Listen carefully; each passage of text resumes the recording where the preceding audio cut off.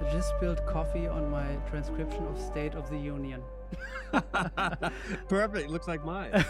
I got coffee all over my shit. Yeah. Yeah. One of my favorite songs of yours. I really love it.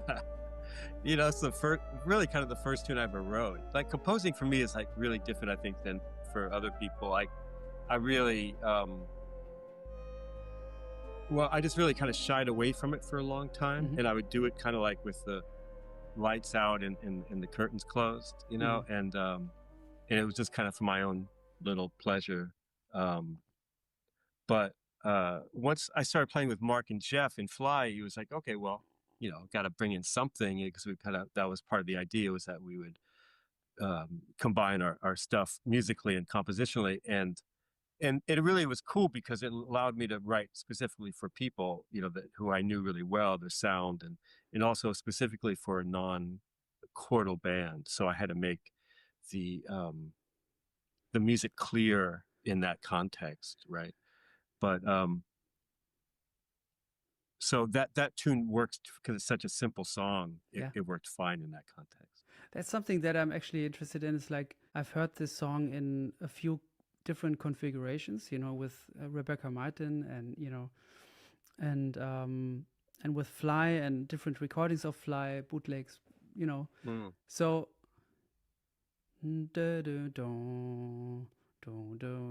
or is it you know what I mean? It's like with songs, like what is the song? Because if you play it in a different way, play the same pitches but in a variation. You mean rhythmically? Yeah, it's like, why are certain songs have to be exactly how they are? And some songs are like, if you play them a little, like it's with standards also, if you play them a little different, still the song comes through. And that's a paradox. Right. Like, where is the song? Right. Well, I think especially with more simple melodies, that tends to be true. But you know, the interesting thing was when Rebecca went to write lyrics to it, she found it quite hard to do, and like to find the, I don't know what you call it, kind of like the lyrical rhythm and the way to express ideas in the way that the tune unfolded, which I was like, really? Is it that hard? Because it's such a simple song. I thought it would be actually easy. Yeah. But maybe, you know, that's part of the thing, is that, I mean, it is definitely played differently every time, rhythmically, I think, phrasing wise. And, you know, I was playing it fairly recently with Gonzalo Rubalcaba. Yeah, that's another nice version. Yeah, and he came up harmonically with some really different things, which I was so happy. I was like, please write that down for me, you know, because it was like, oh yeah, it's exactly what I want with that tune, is to kind of, it's a template that can easily contain the personalities of those who play it. Yeah. You know, it wants that. It doesn't want it to be played like I played it on the bass, you know. It's just one way. But I think that's because it's such a simple tune, harmonically and melodically. Yeah. Yeah, that makes sense. Because it's similar with standards, where the melody is also fairly, with a lot of them, fairly simple and not so complex. When it gets more complex, you might be more, how do you say, you want to be more precise with the stuff, you know. Well, like you take like the bridge of Sophisticated Lady, right? It's like that. I don't think it's ever been played twice the same way. Yeah. You know, and it works no matter what. Yes.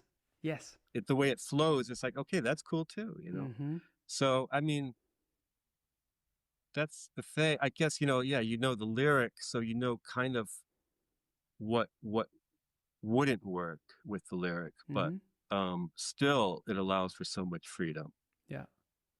Not to compare myself to Duke Ellington. But you've recorded that song also. Maybe. Yeah, we do play that song. So I don't know if we've recorded it, but maybe, definitely we played it live. The thing is, in my mind, I've heard Rebecca Martin talk about, what's her name? The basically the white Shirley Horn, I always say. Blossom. Yes, Blossom Dearie. I think I heard her talk about Blossom Dearie singing that song. And then I found, I think somewhere I found a recording of you guys playing it. Oh, that's very possible. Yeah. I mean, and Blossom, I mean, we both keep going back to her in our kind of own moments because she's just so incredible. Yes. And the white Shirley horn, right? I mean, yeah, I mean the way that she plays the piano too, and it's similar. It's similar in the like how cool she is. I mean, it's so cool. Yes. Everything is every decision is, to me, is correct. Yeah. The tempo, the tune choice. Yeah. I mean, we were just going through the other day, "Lucky to Be Me," which is such an amazing tune. I don't know if you know that song. Bernstein, not Bernstein. Well, I think it is Bernstein. I have to hear it. Yeah, there's a record of hers called sings Comden and Green, which are two lyricists, and it's on there. And Bernstein wrote the tune, but such a hit tune. The bridge is incredible, but Bill Evans played. A lot of people played it. Then but, I must have heard it. I think. I'm sure you've heard it. Right now, I'm. I think I need to hear the melody too. Yeah, but she picks the right tempo, and it's just so minimal but so slick and hip, and perfect. Yeah, and also so never like too excited or like never plays it cool, never right? stressed, and there's like this her sound on the piano. It's beautiful. Yeah. What's that record with Ray Brown and where she's like on a beige cover or something? Yeah. Once Upon a Time was. Yes, there's a bunch around the late 50s, and it's also great. Ray Brown, there's just so much to say about him, but the way he plays behind her is just so perfect, and so much to learn from his accompaniment with a singer, especially with her. Yeah. It sounds like he really enjoyed playing with her. Mm-hmm. Yeah, what's your take on that, accompanying singers? Well, I think it's kind of like the epitome of finding, of listening on a level of what's going to work with an instrument, whether it's a saxophone, piano, or voice, which is you can't get any more personal, and you can't ask any more than it allows for. It's going to be what it is. So the accompaniment has to really suit that. So there's a level of listening that's on a high level with when you work with a singer. I think it's just more direct, and obviously you're dealing with lyrics, but it's just more direct in that you're dealing with the human body, right? There's no intermediary. Yeah. So the connection between my sound in that body, of that voice, and the dynamic and the phrase, everything has to be very thoughtful, which it should be with anything, but I think it's just it's highlighted when you do it with a voice. And so I've learned so much through playing with her, but playing with different singers over the years. Obviously hearing tunes in different keys is something fantastic, right? Yeah. Which I always recommend for my students, to learn tunes in different keys, because it's just really wild while we continue to play a lot of tunes in the same key, as one record made it popular, Yeah.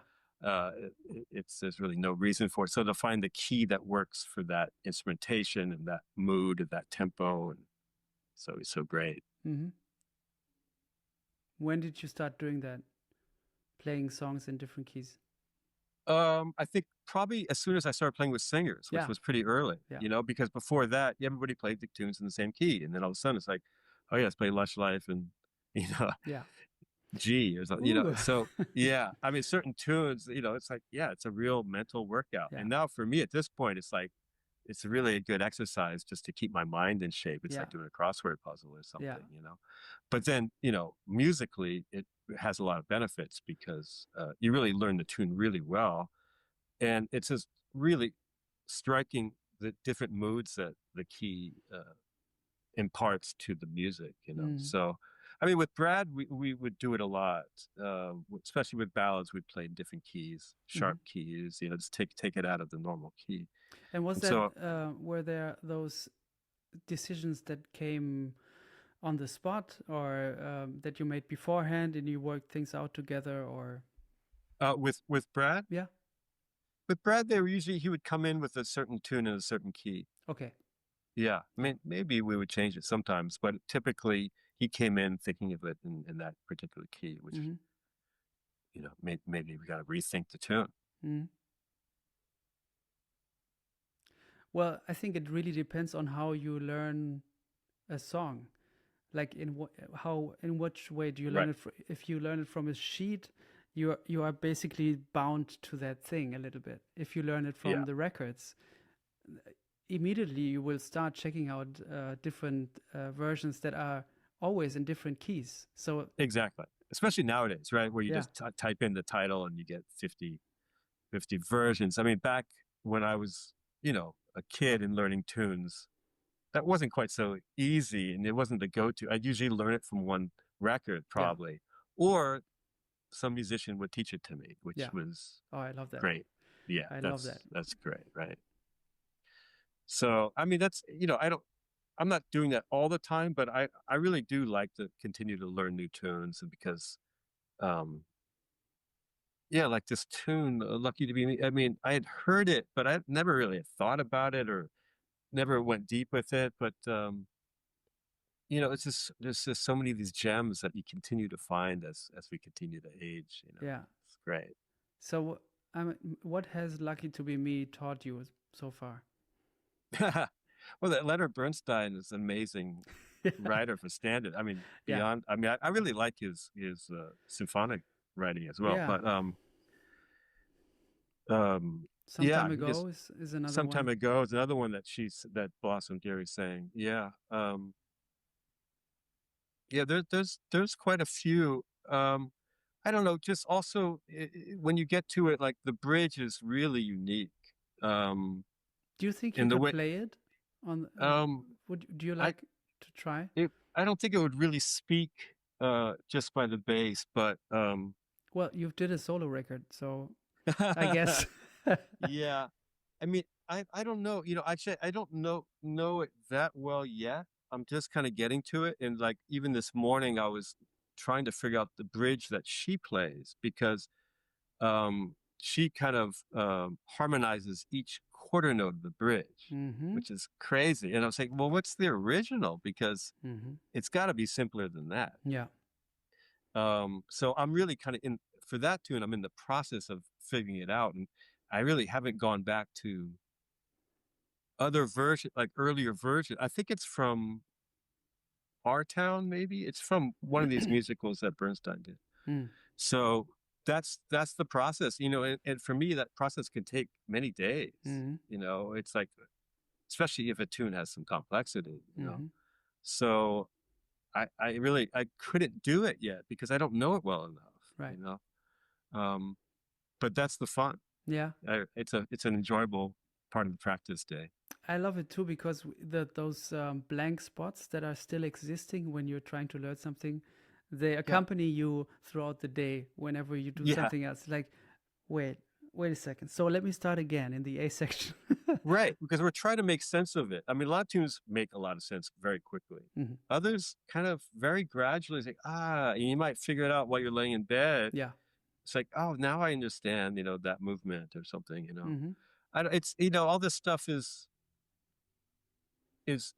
for me, it's like, it's great practice, you know, like, the other thing like I've been doing lately is trying to memorize various things, just because my memory is not fantastic, my musical memory in particular. And so I kind of forcing myself to memorize pieces that I'm working on, whether it's classical or jazz, you know. And that's like, I mean, it seems so obvious, but it's super hard for me, you know. And like, tell me about it. Well, it's like I'm trying to make sense of it. I'm trying to hear it. So like, even if I'm lying in bed, for example, I can sing it. I can hear it. Yeah. You know. I'm more visual. Like if I can remember things from seeing it on paper a lot. Like I can remember how it looks. So I'm trying to get outside of that and just hear the music and memorize it that way. So like this week, it's just been the Bach cello suite, the fifth, the prelude, the C minor prelude, which is just so mournfully elegant, and yeah, it's a mix of learning it, trying to be able to play it first of all, and then trying to memorize it, and so like it's just kind of going through my head all the time, and I'm curious is because now I think I have it pretty much memorized, but like if I don't play it, will I remember it in 2 months? Or how, I think I'll probably get it quickly back, but it might take me a second, So it's kind of like to keep the Alzheimer's at bay, a bit of like, to keep, fresh and be able to internalize things quick. But how do you break it down? Well, I mean, I think there's various things. Like I'm breaking it down technically, like to translate it to the bass, obviously already takes something. I'm trying to, I'm playing it in the original key in the original octave. And then it's like a lot of classical stuff for me. I'll play with the bow, but I also want to practice it pizzicato because this is what I do all the time. And I want to be able to control the instrument and make music out of this beautiful, all this great literature and somehow make it speak pizzicato as well, which poses all new problems. How do you make it sing? How do you maintain a sense of legato? I mean, with the bow, obviously you can keep a note, but pizzicato, the note dies. So it's different fingerings. Everything shifts when I switch to pizzicato. So that's a whole different practice thing. So like, for example, with the prelude, I've been practicing it more pizzicato because there's so many double stops and triple stops that I found, oh wow, I can really actually do it. It's easier pizzicato. I changed the tuning of the bass a bit, but it how do you change it? Well, it's in C minor, so I go down to a low C. Which is so great on the bass anyhow. Yeah. So you have C A D G. C A D G, yeah. And I don't know, all these little things. I mean, they're minutia, but they all add up to continuing to explore the instrument, to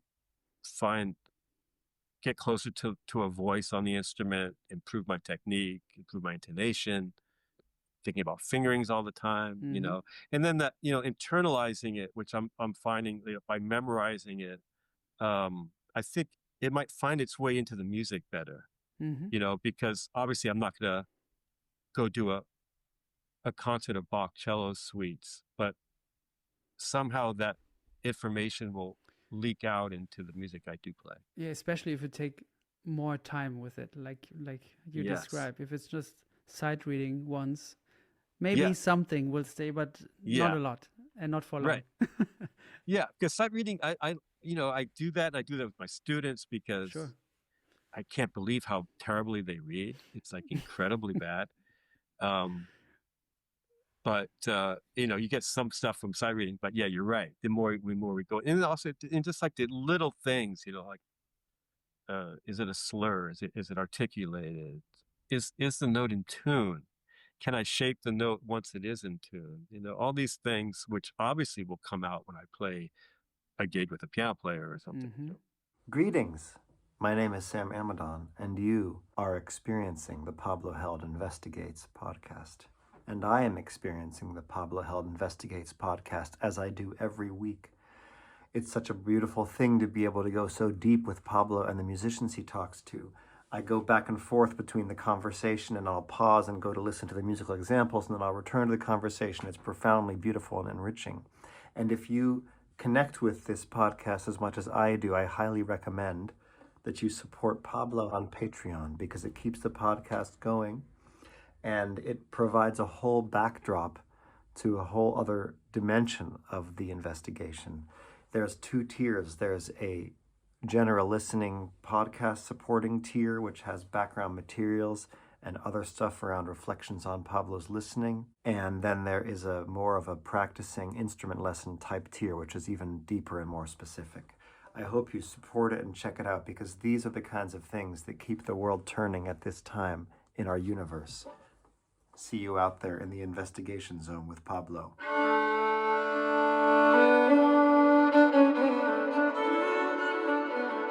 I'm quite surprised to hear that you talk about having issues with musical memory. I would have not assumed that.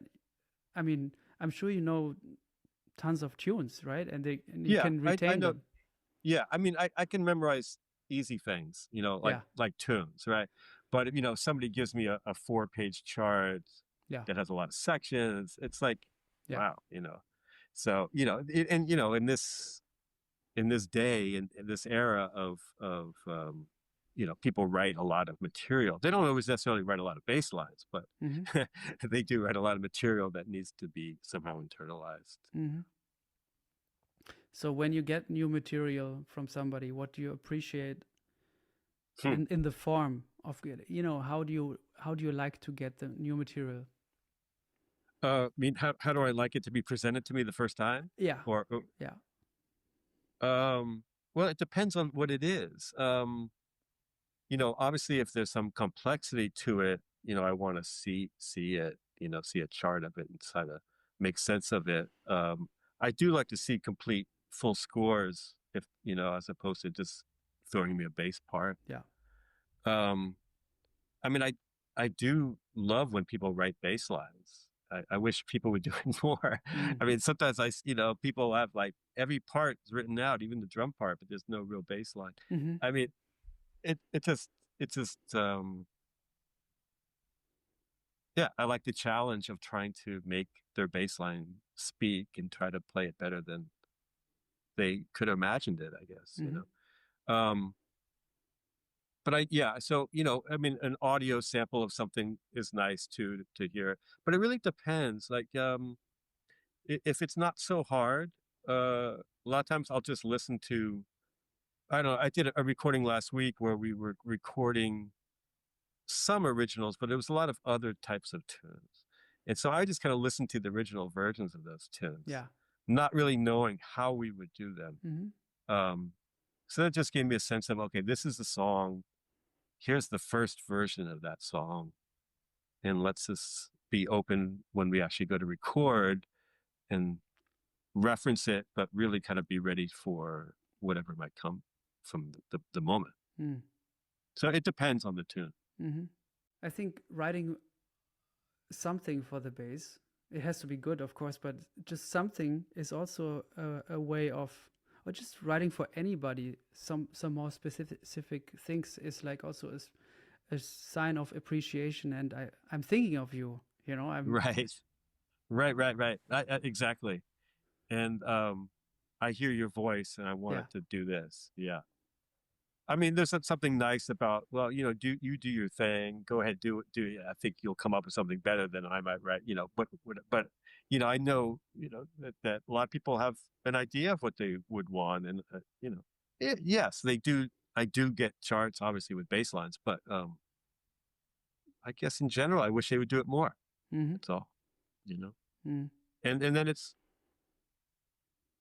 fun to, I mean, it depends. Like sometimes, that bass line is meant to be literally played, but other lines that people give me, especially maybe if they don't know the instrument as well as other people might, it's like, okay, this is the idea, you make it work on the instrument. It might mean changing a few notes, ghosting some notes, changing the register where it's played, all that stuff is fun, because it's like, okay, I'm going to give you the essence of this part that you gave me, but I'm going to make it sound better because I'm going to adapt it to the instrument the way I know how. Like a half hour ago, I was listening to a bootleg of that I hadn't listened to for a long time. It's Joe Henderson in Copenhagen, 92. Ah, And it's you. And right. Rini Rosnes and Al Foster. Yeah, sure. I remember the gig at the old jazz house. Mm-hmm. Yeah. Can you tell me about it? How it was? I mean, that tour was the first time I had played with Al Foster. Wow. And I had played with Joe back when I was younger out in California. Yeah. In a lot of different situations. And I moved to New York in 91. So soon after that. And yeah, I mean, it was, what can I say? I mean, everybody was just playing so amazingly. And I was just like, wow, how do I just get myself in there, just kind of sink or swim?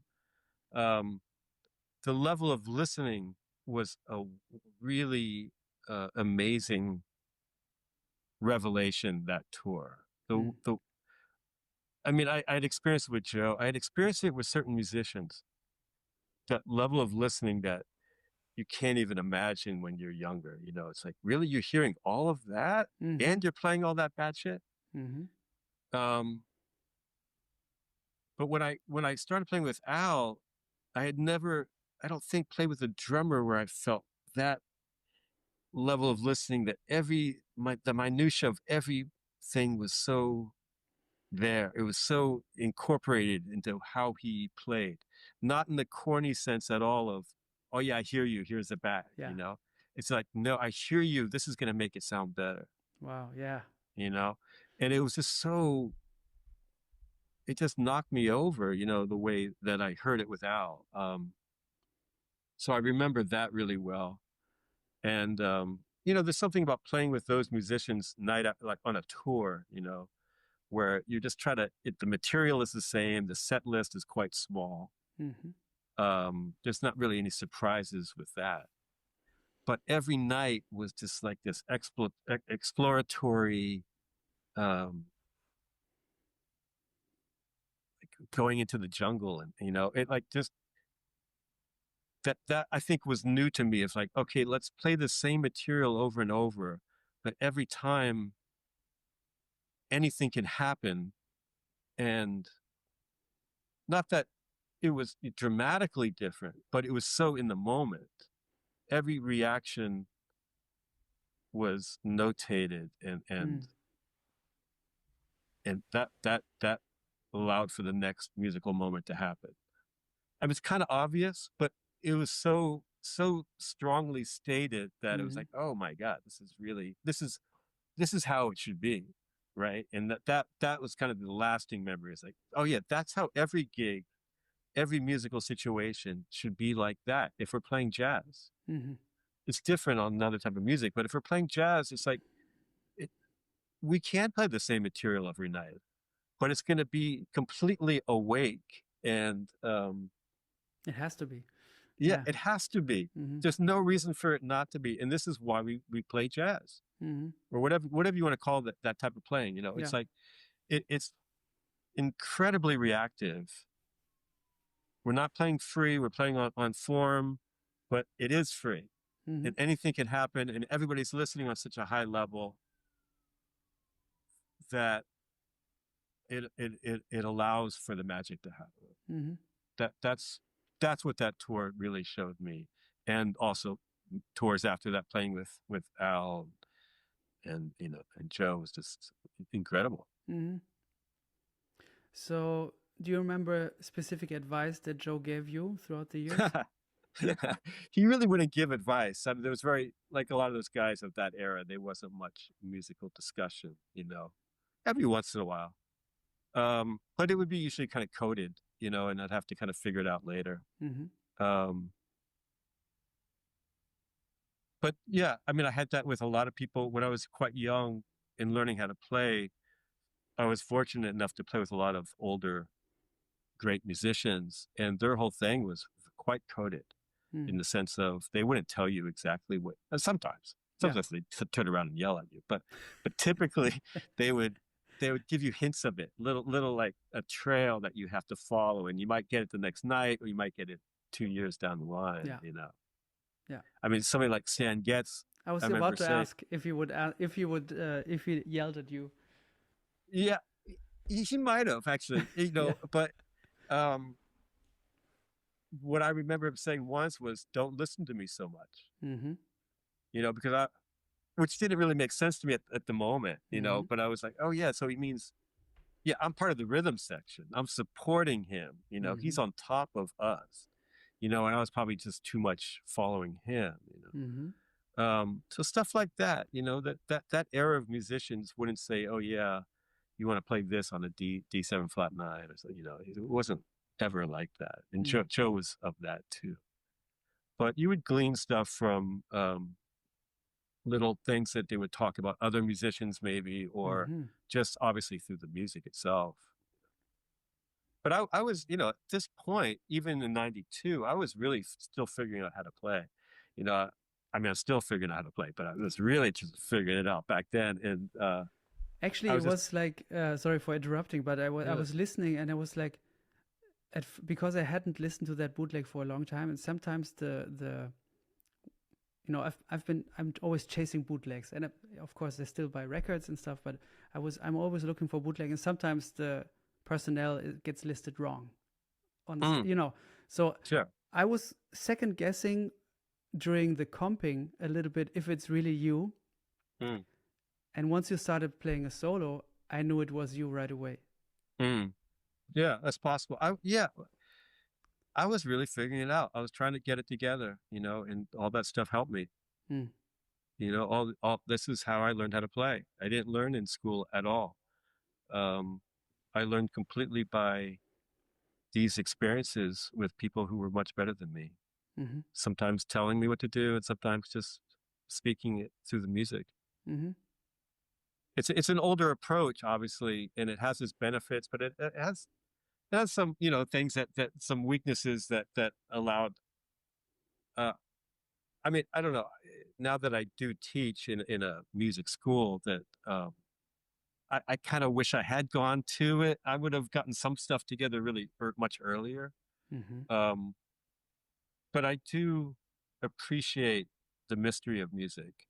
Yeah. And I like not overthinking it. And yeah, how do we maintain that mystery for us?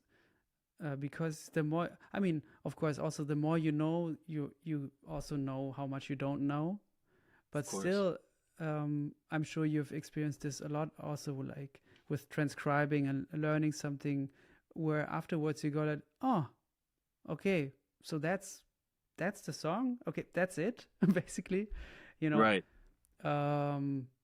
Obviously, after that, another level of appreciation and love and excitement again can reappear. But like, how do you maintain that mystery? I mean, yeah, I think we all do that in our own way based on our own personalities, how we learn, all this stuff. But for me, I really don't overanalyze things. I also am not a big proponent of transcribing, but that's another discussion maybe. I mean, I didn't do much transcribing, and you know, osmosis, you know, listening to records a lot, obviously. Yeah. But I think that transcribing is good ear training. It does give you some vocabulary. I think there's too many negatives in transcribing that outweigh the positives. That's interesting. From my opinion. Yeah. I mean, I know it's super beloved, but I mean, a lot of people do it and they swear by it. But for me, play as a bass player, playing many courses behind saxophone players that play 25 choruses that aren't listening to the rhythm section, are kind of practicing on the stand, kind of regurgitating information. That turned me off so much early on that I thought, oh, maybe this is because they're just transcribing and now they're practicing the transcription on the stand. You know, it's like, okay, that's not what I felt when I played with Joe and Al, you know, reading. And I think this is obvious too, is that we can never sound like anybody else. And our best possible goal is to find ourselves on our instrument and to find a voice. And I think a lot of things can get in the way of that, especially nowadays when you're just flooded with information and the accessibility of it, obviously. So I'm just trying to know enough about stuff, but not too much. Yeah. Where it becomes here instead of here. Mm-hmm. It's a fine line. Obviously, our brains are acting all the time, and it's like, okay, that's F7. But what else is in there? It's like, you're trying to figure out what that chord is, but I'm also just trying to be very reactive. And so there's that side. And then the whole thing about finding your own voice, I think, is really listening to what's coming out of your instrument. And there's, for me, with the bass, I guess this is true with every instrument. The more I practice technique, the closer I can come to my sound, because I'm in more control of the instrument. Mm-hmm. So that's been kind of my lifetime goal, of finding ways to just get better, moving through the instrument, controlling the dynamics, controlling each little part of the sound, to try to speak the way I want to speak, and not make the instrument force me to speak a certain way because of my lack of technique. Oh yeah. Going back to Joe, when you first started to play with him, obviously he played, I'm sure you guys played some standards, but also maybe some originals of him, which would usually be a set list of, like a mix he would usually present, right? Like yeah. My question is, the originals, did he give you sheet music, or would he expect you to know them? Right. I mean, to my memory, he did not give me sheet music. But yeah. Okay, so the way I connected with Joe was that when I was in college, he came to the school to give a concert, and I played with him in a trio situation. I'm sure we just played standards, and then a couple weeks later, he called me to start doing this gig that he had, which was in the basement of a Chinese restaurant. And we would just play trio. And I think it was maybe every couple of weeks or maybe once a month. And we'd basically play the same repertoire. And it would be like Recordame, Stella by Starlight, Body and Soul, trying to think we used to play this song called Y Todavía La Quiero, which was just a vamp. It was a very tight group of tunes. I remember that one of those weeks when we played, though, he was going off to New York to do that record with Ron and Al, that Live at the Vanguard. Ooh, yeah. So he came back, he started, I think that's when we started playing Ask Me Now, maybe. A couple of those, but there was never any charts. So it was all such stuff. It was all things that were quite simple, or he assumed I knew, or maybe he showed me the intro to Recordame or something like that. So it was just maybe the tightest repertoire of any band that I've ever been in. Didn't change much. Because he's such an interesting composer and such a musical, like a pioneer in a way. And then he stuck to that, as you said, to that same repertoire of pieces, even when he did all of those records. Sometimes tours were maybe centered around, Porgy and Bess or anything, sometimes, but apart from that, in the trio playing and, he stuck to the same tunes. Yeah.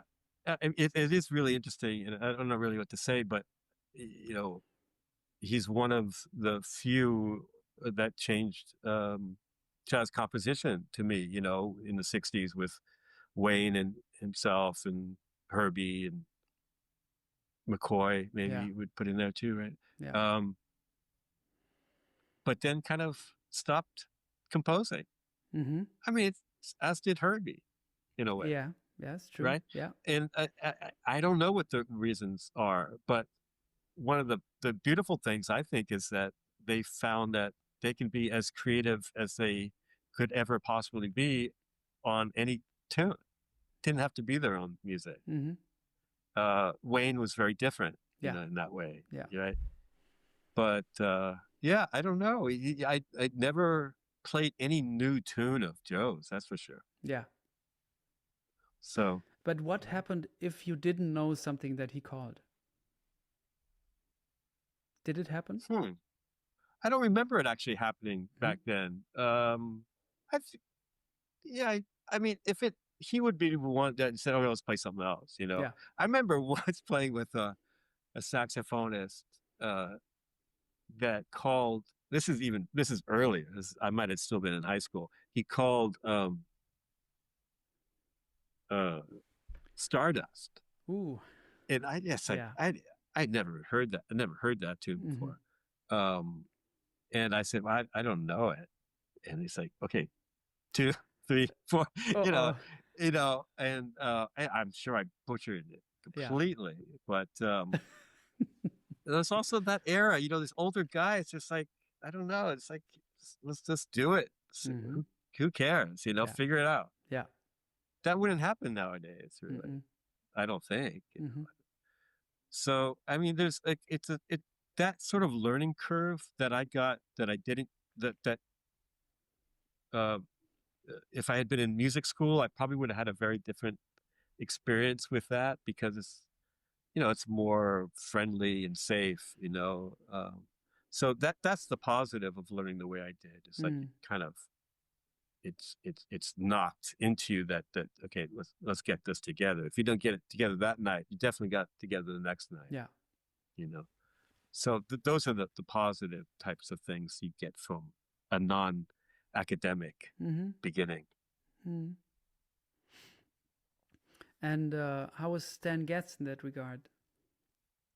So with Stan, I didn't play with him that much, but I did have times playing with him mostly when I was in college.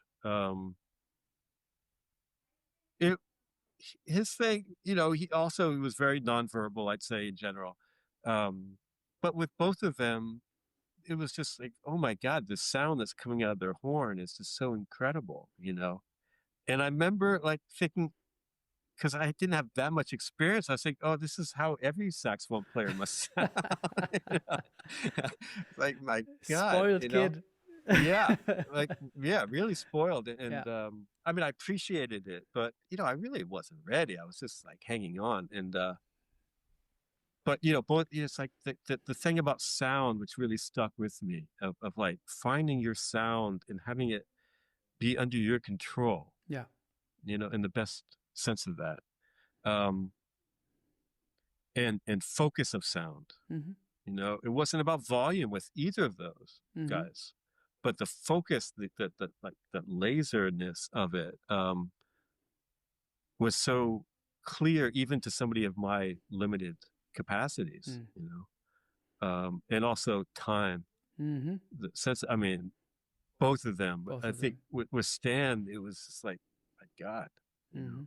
And also that, you know, he was a musician from, you know, the big band era, who bridged into bebop, obviously, but could also play very modern compositions. He could play, you know, like a Jim McNeely tune. Yeah. Right. His ears were just incredible. Yeah.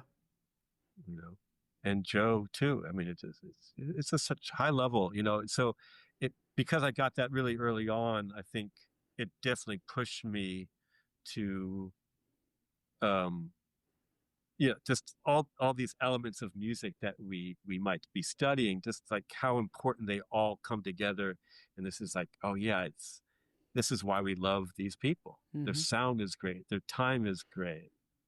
They're playing with the rhythm. They're making the rhythm section feel better because they're playing. Yeah. You know, all these things. They really played in the rhythm section in a way. Yeah. Yeah.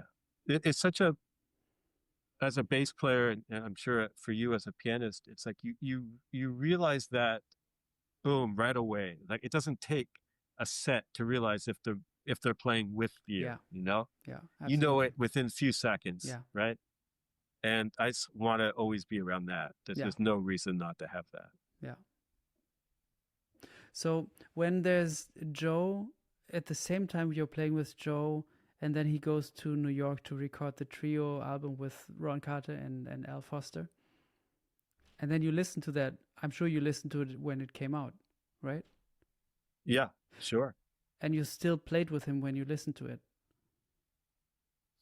That's a good question. I don't remember exactly when it came out. I assume it was not that long after. So probably yes. What I'm but thinking we weren't about, playing. Yeah, what I'm thinking we about weren't is playing like, we weren't playing that repertoire either. You know, like a lot of that repertoire Joe never played again on that record, which is kind of interesting too. Yeah. A few of them, yes, but a lot of them, no. What I'm thinking about is like when you're playing with somebody like that, then he goes off to do the record. You hear the record. You're not on that record, but you're still playing with him. What does it do to you and to your idea of how to play with him? You know, when you listen to him with Ron and I don't know if you heard him with George Mraz or, you know, during that time or later, what it does to your idea of playing with him. Yeah, it just gives me more ideas about this is another way to do it. You know, and obviously you have Ron, you have George, you have Dave Holland, right. You know, all these, or Charlie, you know, the trio records with Charlie. And also very different, right? Yeah. I mean, if you just take Charlie and Ron. Very different. Joe and Al stay the same. Yes. You know, but what a difference. Yes. What a beautiful, beautiful difference. And Rufus what Reed a beautiful, also. And Rufus too. Yeah. Another great. All different ways to play the same material with the same musicians, and just beautifully showing the power of the individual, right? Yeah. Like just do your job as far as play the tune, keep the tempo, you know, all these basic fundamental things. But after that, it's like you do it the way you want to do it.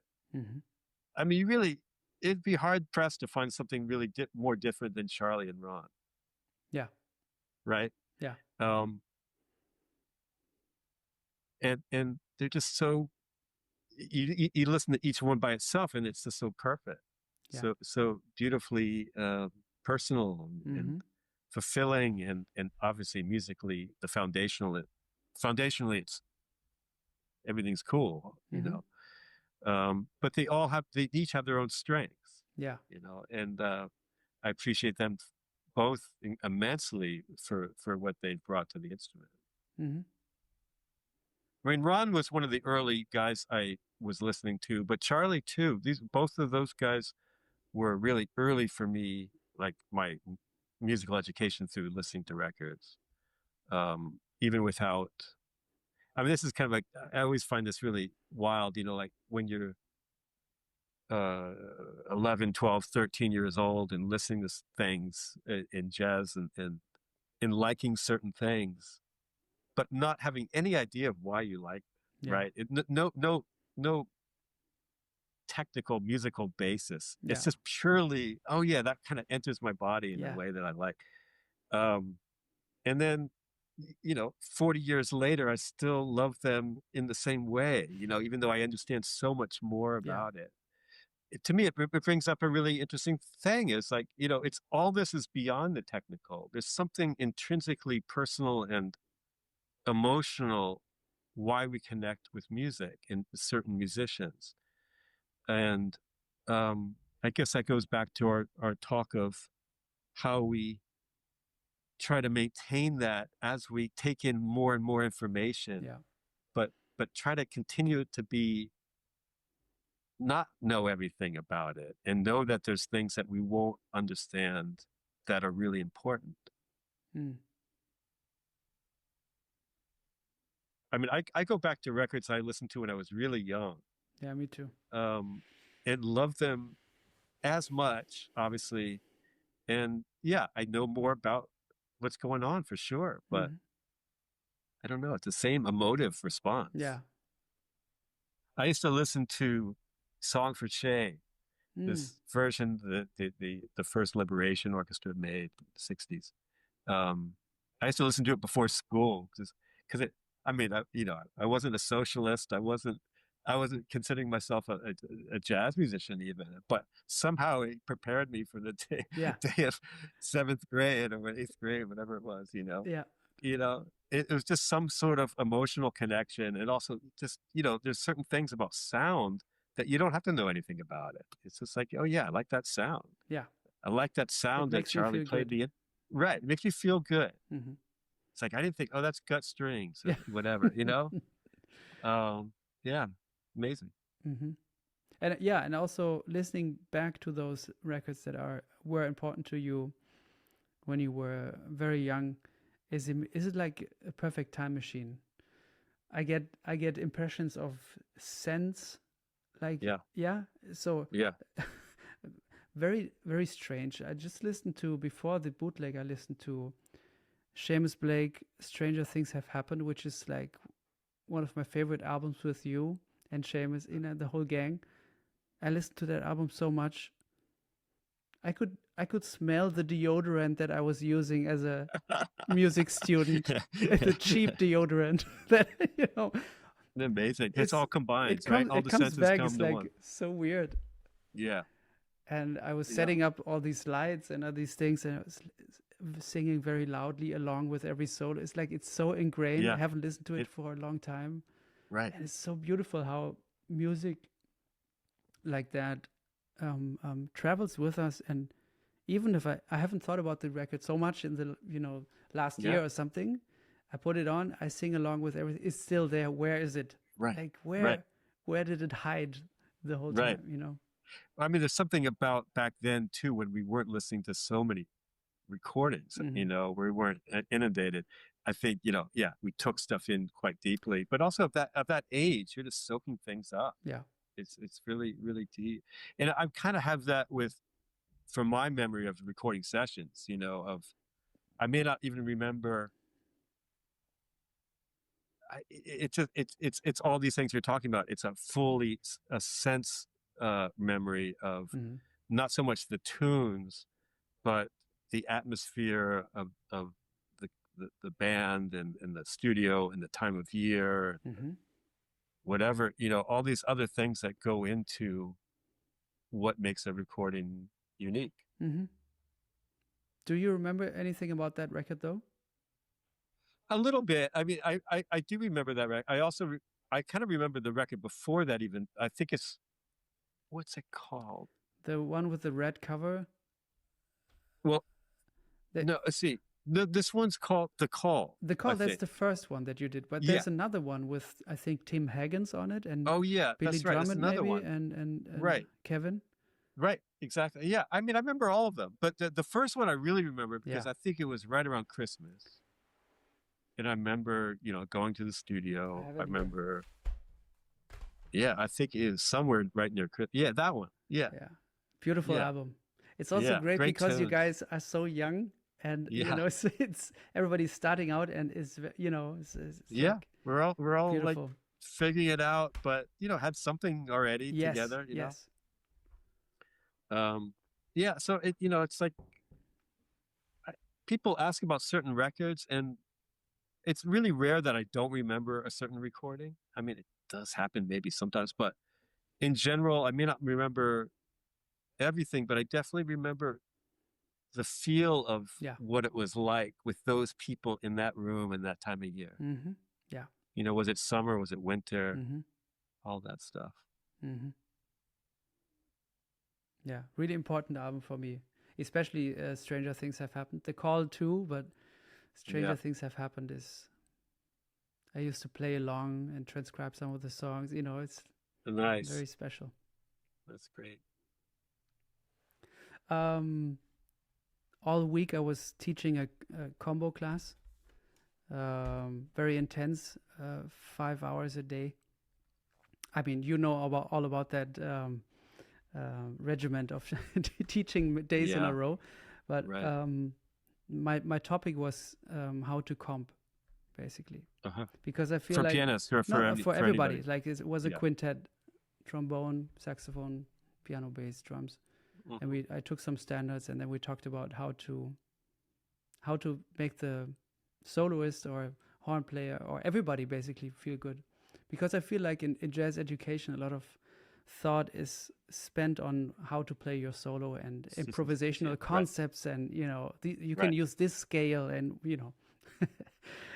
but not so much about how to actually comp for somebody, like how to yeah. Isn't that amazing? It's an amazing thing, because you're thinking just practically, pragmatically, economically, what are you getting hired for? What's somebody going to hire you for? Yes. I mean, for the most part, unless you're going to be a leader of a band right away, But it's just so practical to think about. Yeah. Also, in terms of how much time do you spend playing a solo or comping? Right. Especially for us in a rhythm section, of course. But there's also a comping that you can do as a horn player, and we talked about horn players being in the rhythm section. Right. So yeah, maybe we can talk a little bit about that topic. Yeah, I mean, there's so much to say about it, really. I mean, something that's it might sound contradictory in a way, but I often tell bass players they need to think about accompanying more like a solo and more like sports, and think about soloing more like accompanying or like a bass line. Not that I mean that they should be playing a bunch of shit when they're accompanying, but the possibilities are greater than we've imagined at first, So, but maybe I wouldn't say that to somebody at first, because obviously, do you know the tune? Yeah. Do you know, okay, it's an F. Well, what type of F is it? All this stuff, all fundamental stuff. What's the form? How many bars is the bridge?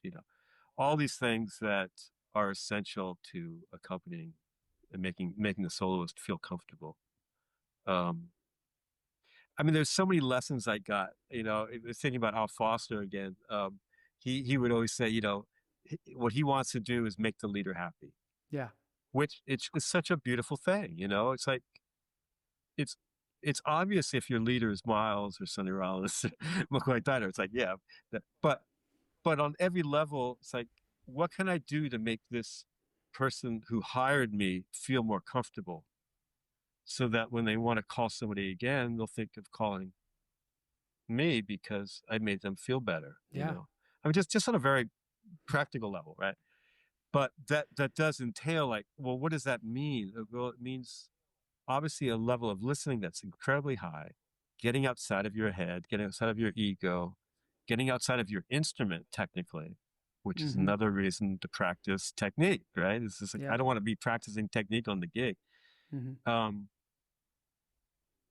And then making good choices based on experience and based on, well, it's like if you have a limited number of voicings, it's probably not going to work out. You need to be able to react to the situation and make it work. But so, like, those fundamental things are, it's like with drummers. I think, if drummers knew what we expect of them, they'd be surprised how concise and small that list is. Yeah. It's very basic, Yes. And they're practicing all this fancy shit. Yeah. It's like, well, yeah, whatever. But, do you know how many bars this tune is? It's like, that's what we want. Everybody wants the same thing, It's like, that's what people need to be. It's really about, what are you focusing on when you have time to think, practice?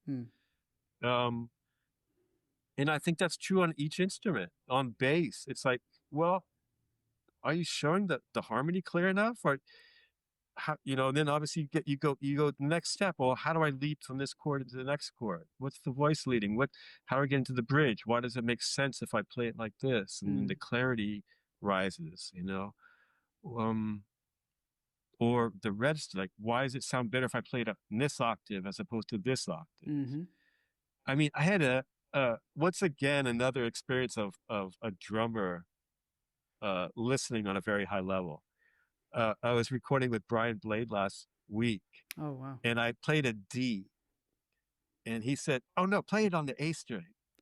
Whoa, okay. It's like, man, it's like that's where it's at, I mean, that's tuned in to the minutia.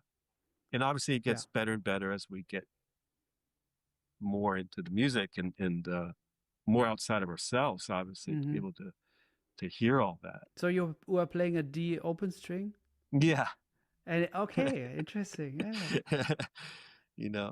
Wow. Did you ask him about why that sounded better to him, or? Well, it was on a specific tune that had a certain it was based on something that had a history where he thought that's where it sounded right.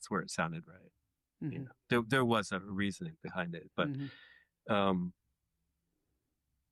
so everything that we can practice in order to get outside of our heads while we play is obviously a positive thing towards becoming a better accompanist. And then I don't know. I think when I started, maybe I started ahead of myself. But when I said that that bass lines could be more soloistic and solos could be more like bass lines, what I'm trying to say is that you have to be kind of creative in opening up the possibilities of what a bass line means. For example, what is it, and what's a solo? Like you said, you like it when a soloist is part of the rhythm section. So isn't that our solo then? A solo is when you go out, play by yourself on stage with nobody else. That's a solo, right? A solo is typically very much a combined effort of the band, at its best. I mean, the soloist is kind of leading us, but there's moments when the drummer leads it and the bass player leads it, So I think just creatively speaking, like opening up the ideas of the possibilities of that, And the same thing, with solos and with the company. But there's a million ways to be a good accompanist, and there's more ways than that to be a bad accompanist. But the number one thing is people who don't listen or come in with a preconceived idea of how it should be. Yeah. Right. There's so many factors beyond the way you pre-imagined it. That's the whole thing about bringing transcriptions, obviously, to a playing situation, right? You can't pre-imagine the environment in which that will sit. Yeah. So it usually falls flat. And then for horn players to learn how to accompany, not that we necessarily want it, but if they were going to accompany your piano solo, what would they do? Just functionally, harmonically speaking, what makes sense, and then taste-wise, what's appropriate. Obviously, dynamics, register. Yeah. But what notes are you playing? Every chord, can you play the straight up the voicing? Can you do that? Boom, right away. Just like we're asked to do that. Obviously, as a piano player, but as a bass player too, just to see every chord as a stack of notes, and every note is a valid note to show that movement. Yeah. And to help the counterpoint, So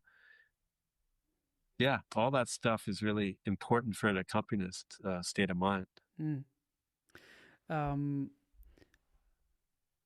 I was hiking on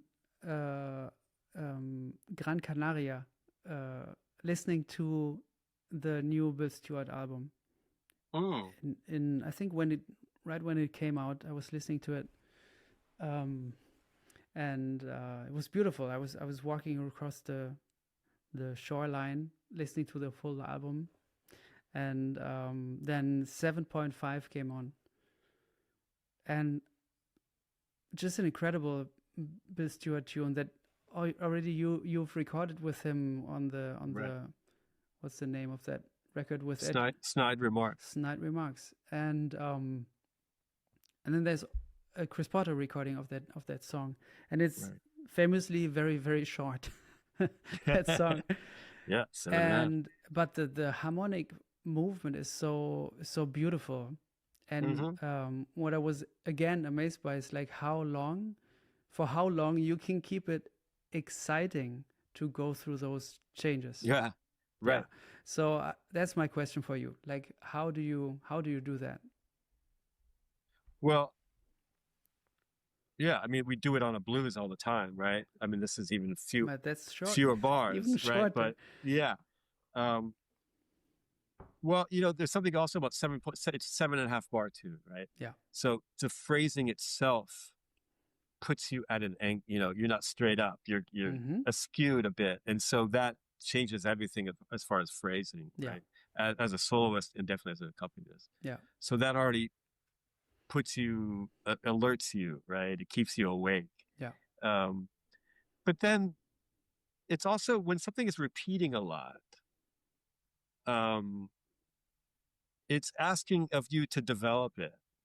It's like if I'm playing rhythm changes and I just go bing boom boom doo dee boom boom boom boom boom boom boom boom. It's like, okay, we get it. Like you're hitting them over the head with the clarity. It's like, okay, well then what's next? And so it's also asking, okay, how can I develop this, maintain the form, maintain the integrity of the harmonic movement, but add the mystery. It's this constant thing that Jeff and I talk about, of thinking of music in general as earth and air.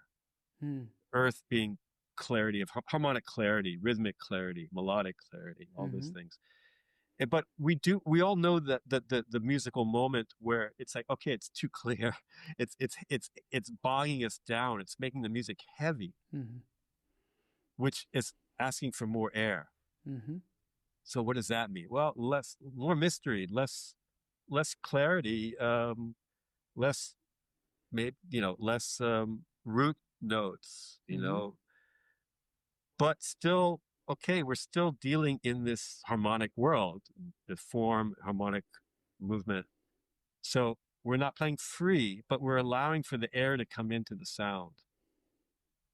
And that's note choice, that's voice leading, and then obviously everything is reactive to what Bill's playing or what Walter's playing. Yeah. So there's a constant information coming in that's saying, okay, let's do it like this. Let's do it like this. And like, okay, this would sound good with what they're doing now. Bill changes cymbals. Yeah. Walter plays at a different register. Yeah. It's like, okay, it'll sound good if I bring it down here, So all these things are obviously affecting and inspiring a constant reworking of a very tight form.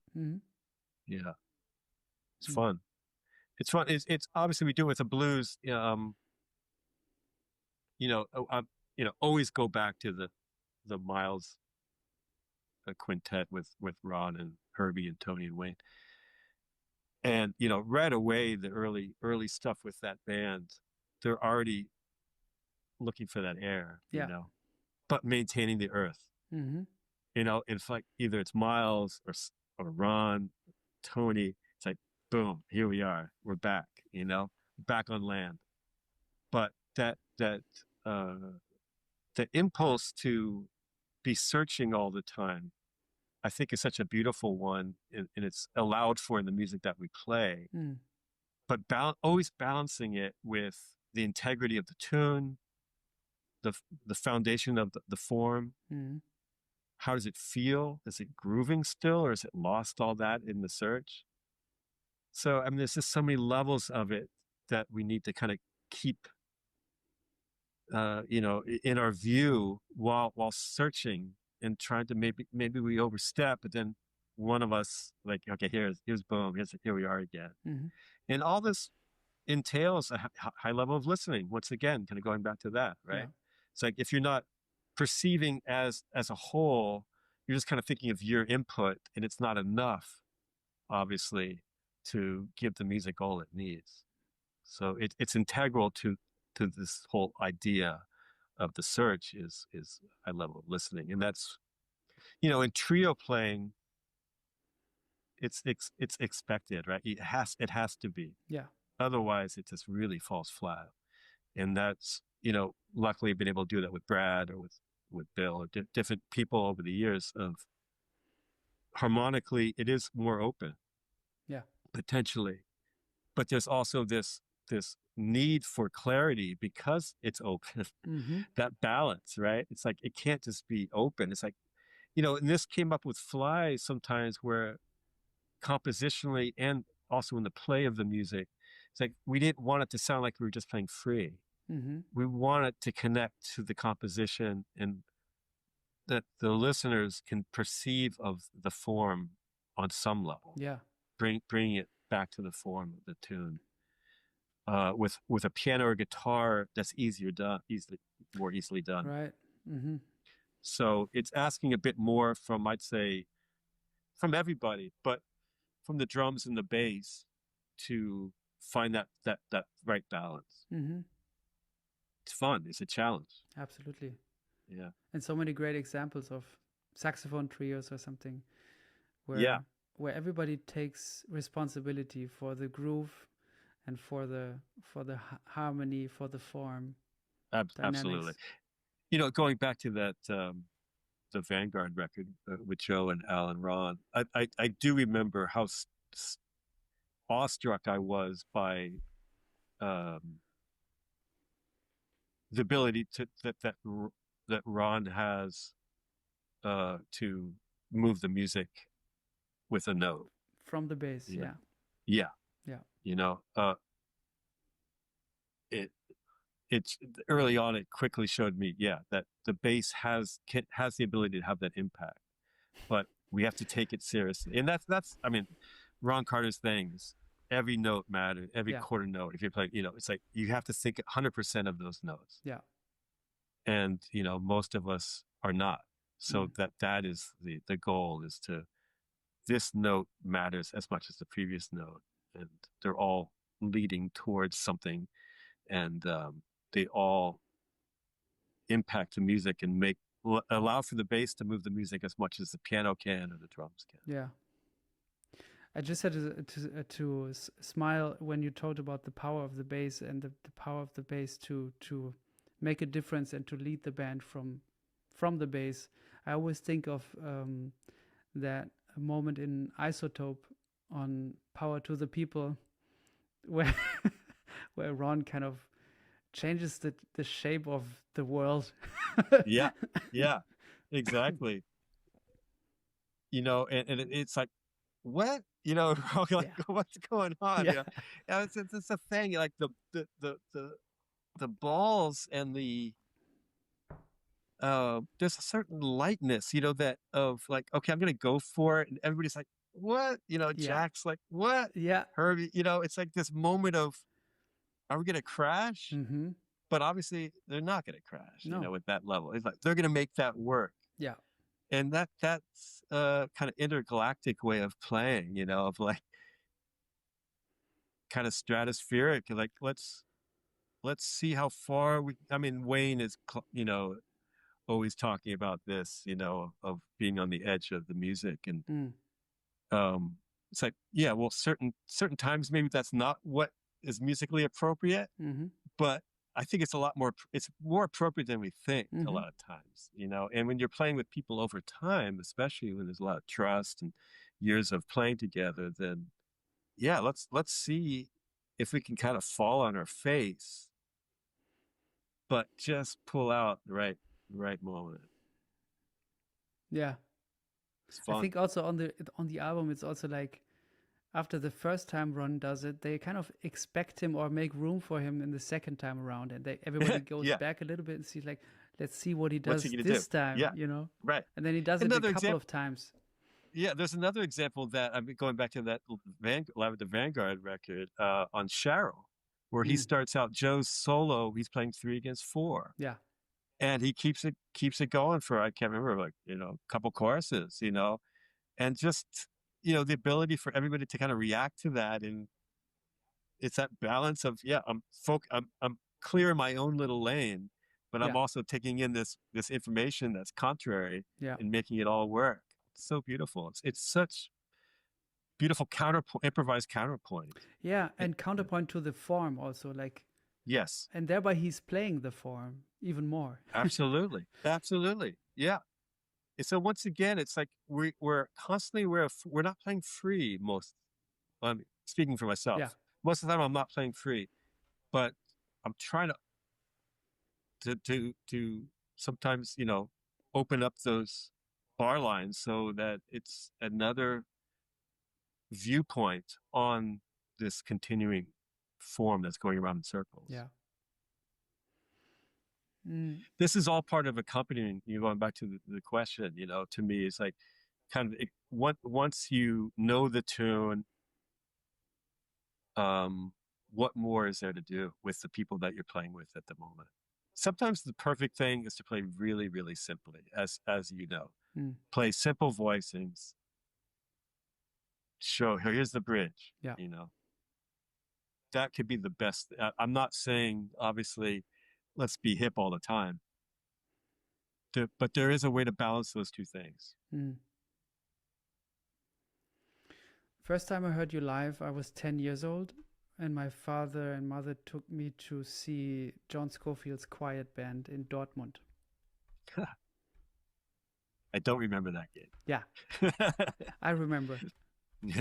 I don't remember notes, but just the feeling that I had as a little 10 boy, years old. You know? And also for that band, I found one bootleg that I love to listen to. And it's so interesting because Quiet is my favorite Sco record.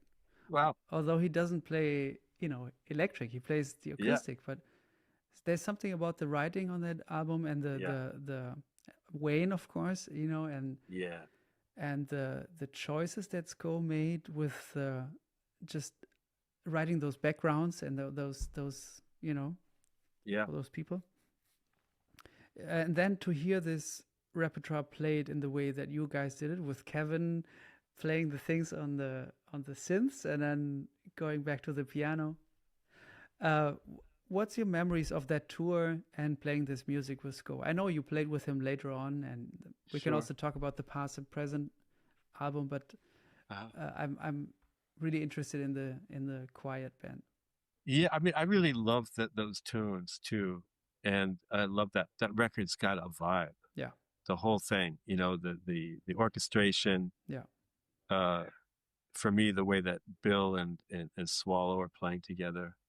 And obviously the way Wayne kind of comes in and it just plays so beautifully on those moments.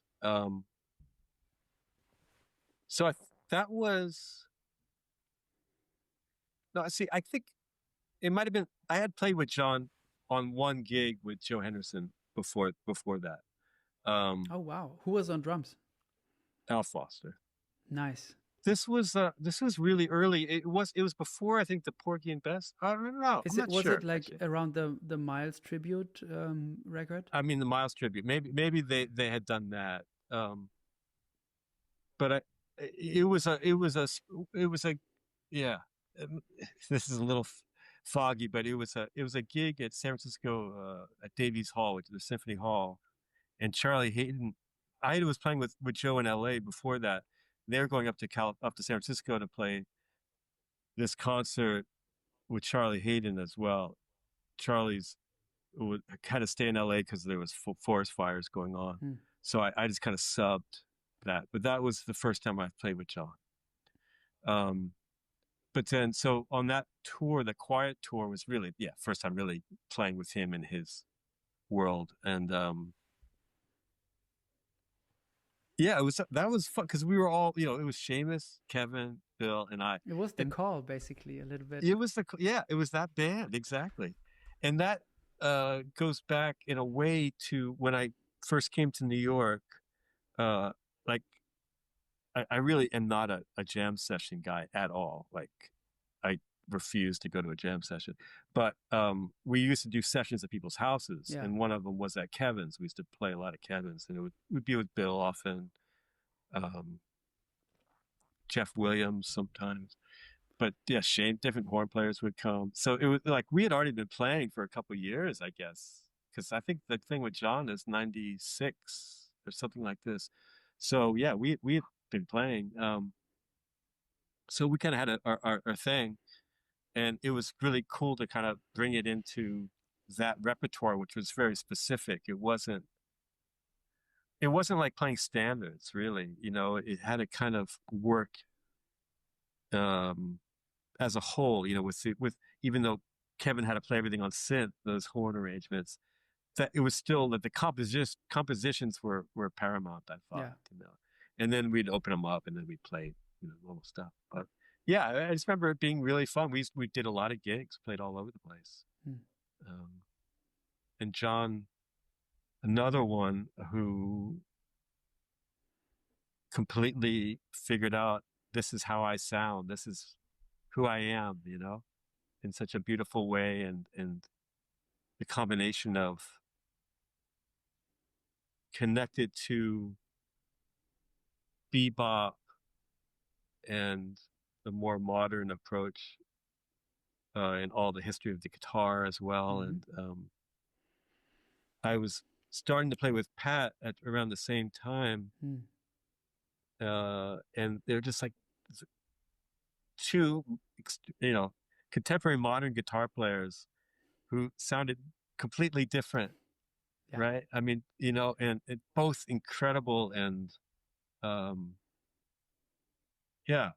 personal and great composers and great band leaders and beautiful people, So it was interesting. It was kind of like thinking back when I was playing with Joe Henderson and having Stan Getz too around the same moment. It was like, oh yeah, it's two versions of the same instrument, but two different, really different ways. Once again, I think of this continuing lesson of find your voice, find your way to play on your instrument. Yeah, that's going to be yours. In what way was it different? In what way did Pat lead a band, and in what way can you compare it to Sko leading a band?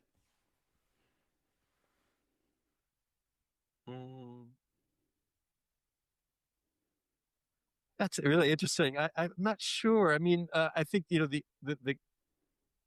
you would think that Pat's led a band a bit more,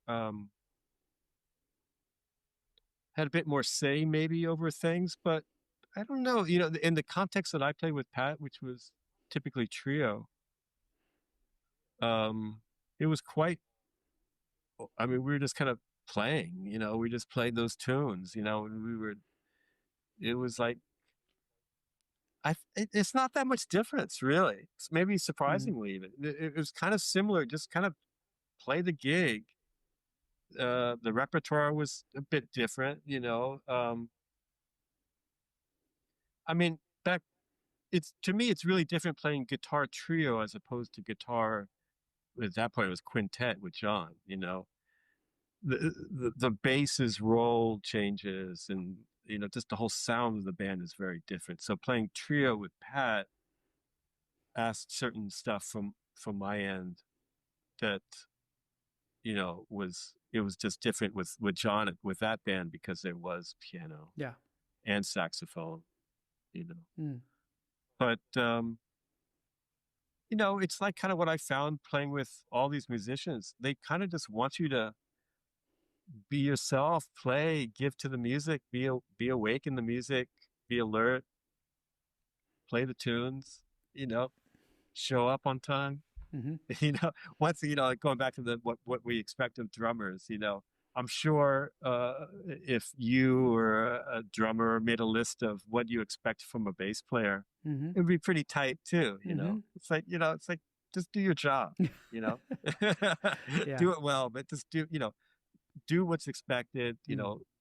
Make it clear when it needs to be clear. Yeah. Be creative. Listen. Yeah.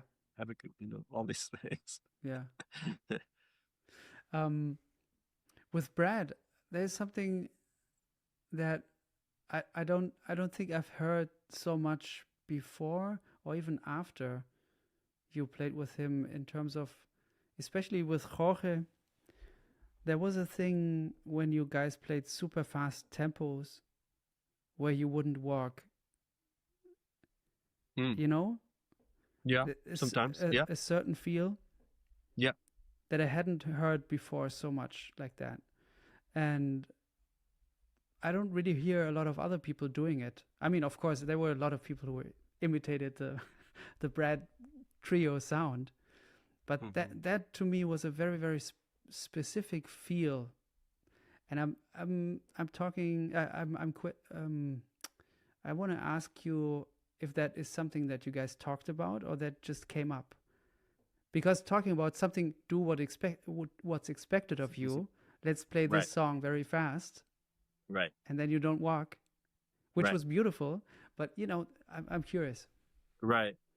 Yeah, maybe that's an example of doing what's not expected, which is sometimes the right decision, right?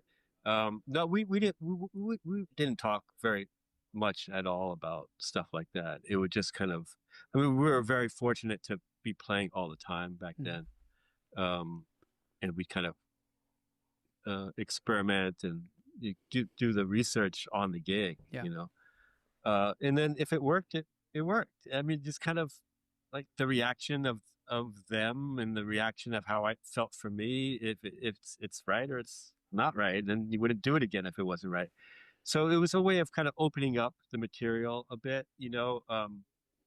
If you're playing that fast, I know historically, yeah, there's a precedent of the bass playing 4/4, but I mean, part of the experimenting and all this stuff is, it's like keys of tunes. Like, well, why? Like, where's that rule book, you know? And if the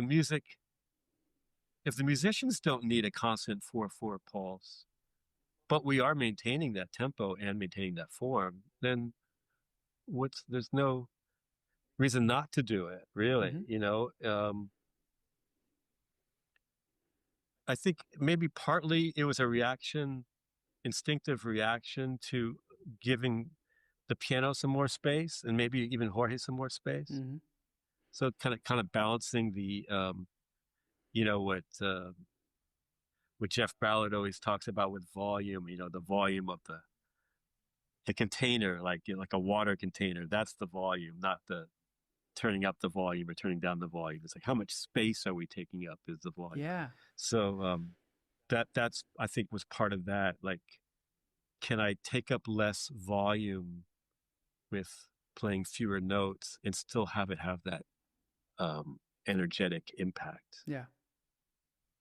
And it also allows baseline counterpoint way some more interesting ideas. I mean, obviously there's a counterpoint running through a walking bass line. Yeah. But if it's not a constant quarter note, the way maybe it's more in the voice leading, like I can delay or anticipate chords in a way that has maybe a more direct impact than if I did it through the quarter notes. Yeah. So I think I was just experimenting on different levels, you know, and then the way Jorge played allowed for that to work too, you know, because he's kind of he's a master of space and volume of what can I take out, you know, in order to create more of a dimension. I was listening to Progression today and yesterday, and that was another one of those time travel moments for me, you know. That's a live record? Yeah, that's the out of the trio 5. Yeah. That's I think 90s, think of playing a lot of gigs back then. We're hitting it. Yeah. And that's something that I, you know, think about it's just harder and harder, you know, I think for a lot of younger musicians, but maybe for everybody, of this the jazz economy of being able to take a band out on the road and just play all the time. It's quite hard. Yeah.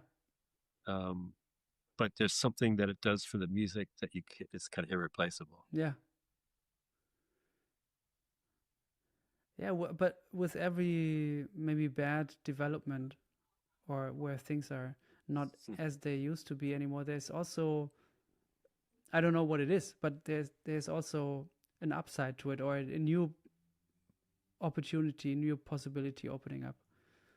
But I wonder what the long-term results of not, you know, especially also not having, we're having less and less leaders out there, like coming from the older generations, like basically losing them one by one right now. And also bands are not playing as much, and the apprenticeship thing isn't in place anymore, as you've played with, you know, those guys who showed you basically how to play on the bandstand to play this music. So if that's not around anymore and we're not playing as much, I wonder what the long-term, developments of that is, and where maybe there is an upside to it. But well, I appreciate your optimism in that, because I'm not sure what the upside is going to be. Yeah, I mean, I don't know either. And also that, the vast majority of young musicians are learning how to play in school, right? Yeah. Yeah, I don't know, man. Yeah, I feel lucky in a way to be at my age at this particular time, of being able to kind of do what I do the way I do it, which might be the end of a certain way of doing it, possibly. I don't know.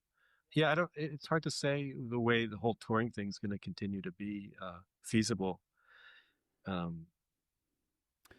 But yeah, people will find ways to play and continue to get better, and yeah, I see it a lot just through as a teacher, right? I see it with younger students and how they're learning how to play, and obviously the positive thing of music school is that you're kind of the availability of your being able to play with your contemporaries all the time, which is a beautiful way to learn. Yeah, no doubt.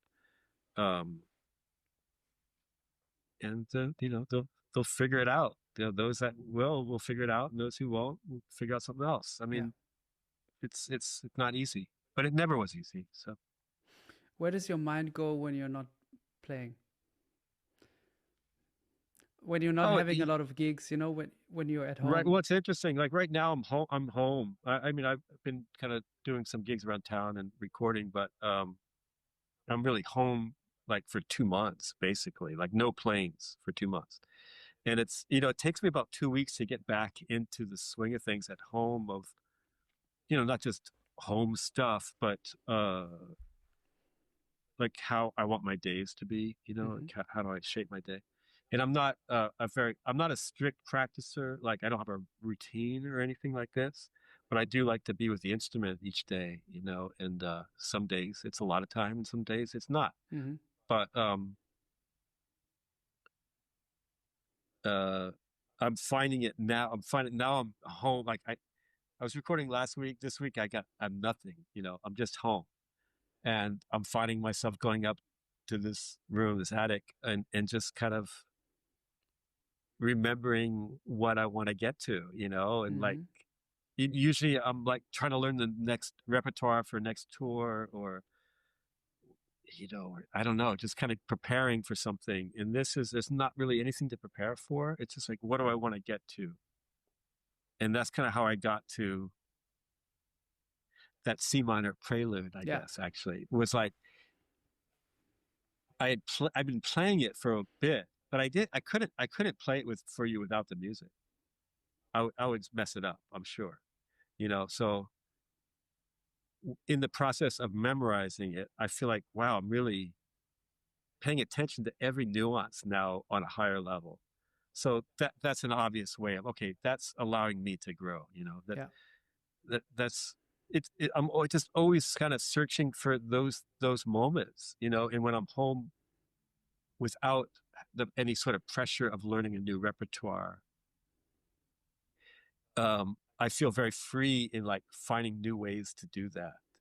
It typically for me, it comes a lot from classical music, but it can also come from, listening to Blossom Dearie, or, it's funny how it comes, like those kind of moments of inspiration come. I had it the other day listening to this great, maybe he's probably quite famous, but I didn't know him. A classical flute player, Samuel Barron. I don't know him. And I was listening to him play with the New York Woodwind Quintet, and I was like, this is so in tune. Like, when you're like bowled over by intonation, on any instrument. And what did they play? Oh, they were playing an Alec Wilder Woodwind Quintet. But then I explored some of his other. There's a solo recording of him playing an Alan Hovhaness piece. Oh, that I think there's 3 flutes, but I think he overdubbed each part. Wow. and it's incredibly tight voicing wise. Yeah. Sometimes to create feedback, a sound of feedback almost. And obviously to do that, like the intonation is just so spot on that it was just so inspiring, to be able to control a note like that. So that would take me to the bass and try to like just kind of continue to develop intonation, to hear the pitch better and better. And then, because it's a fretless instrument, it's like the goal is always, can I play in tune? But then when you're mostly playing in tune, then what? It's like, well, then it's fretless, so I can really shape it. If I can hear the center of the pitch, then I can play with it more. So it's like the next level of intonation. Have you heard the recordings of Jaco playing along to the Alan Hovhannes? Yes, the mountain piece. Yeah, Magical Mountain, or what is it?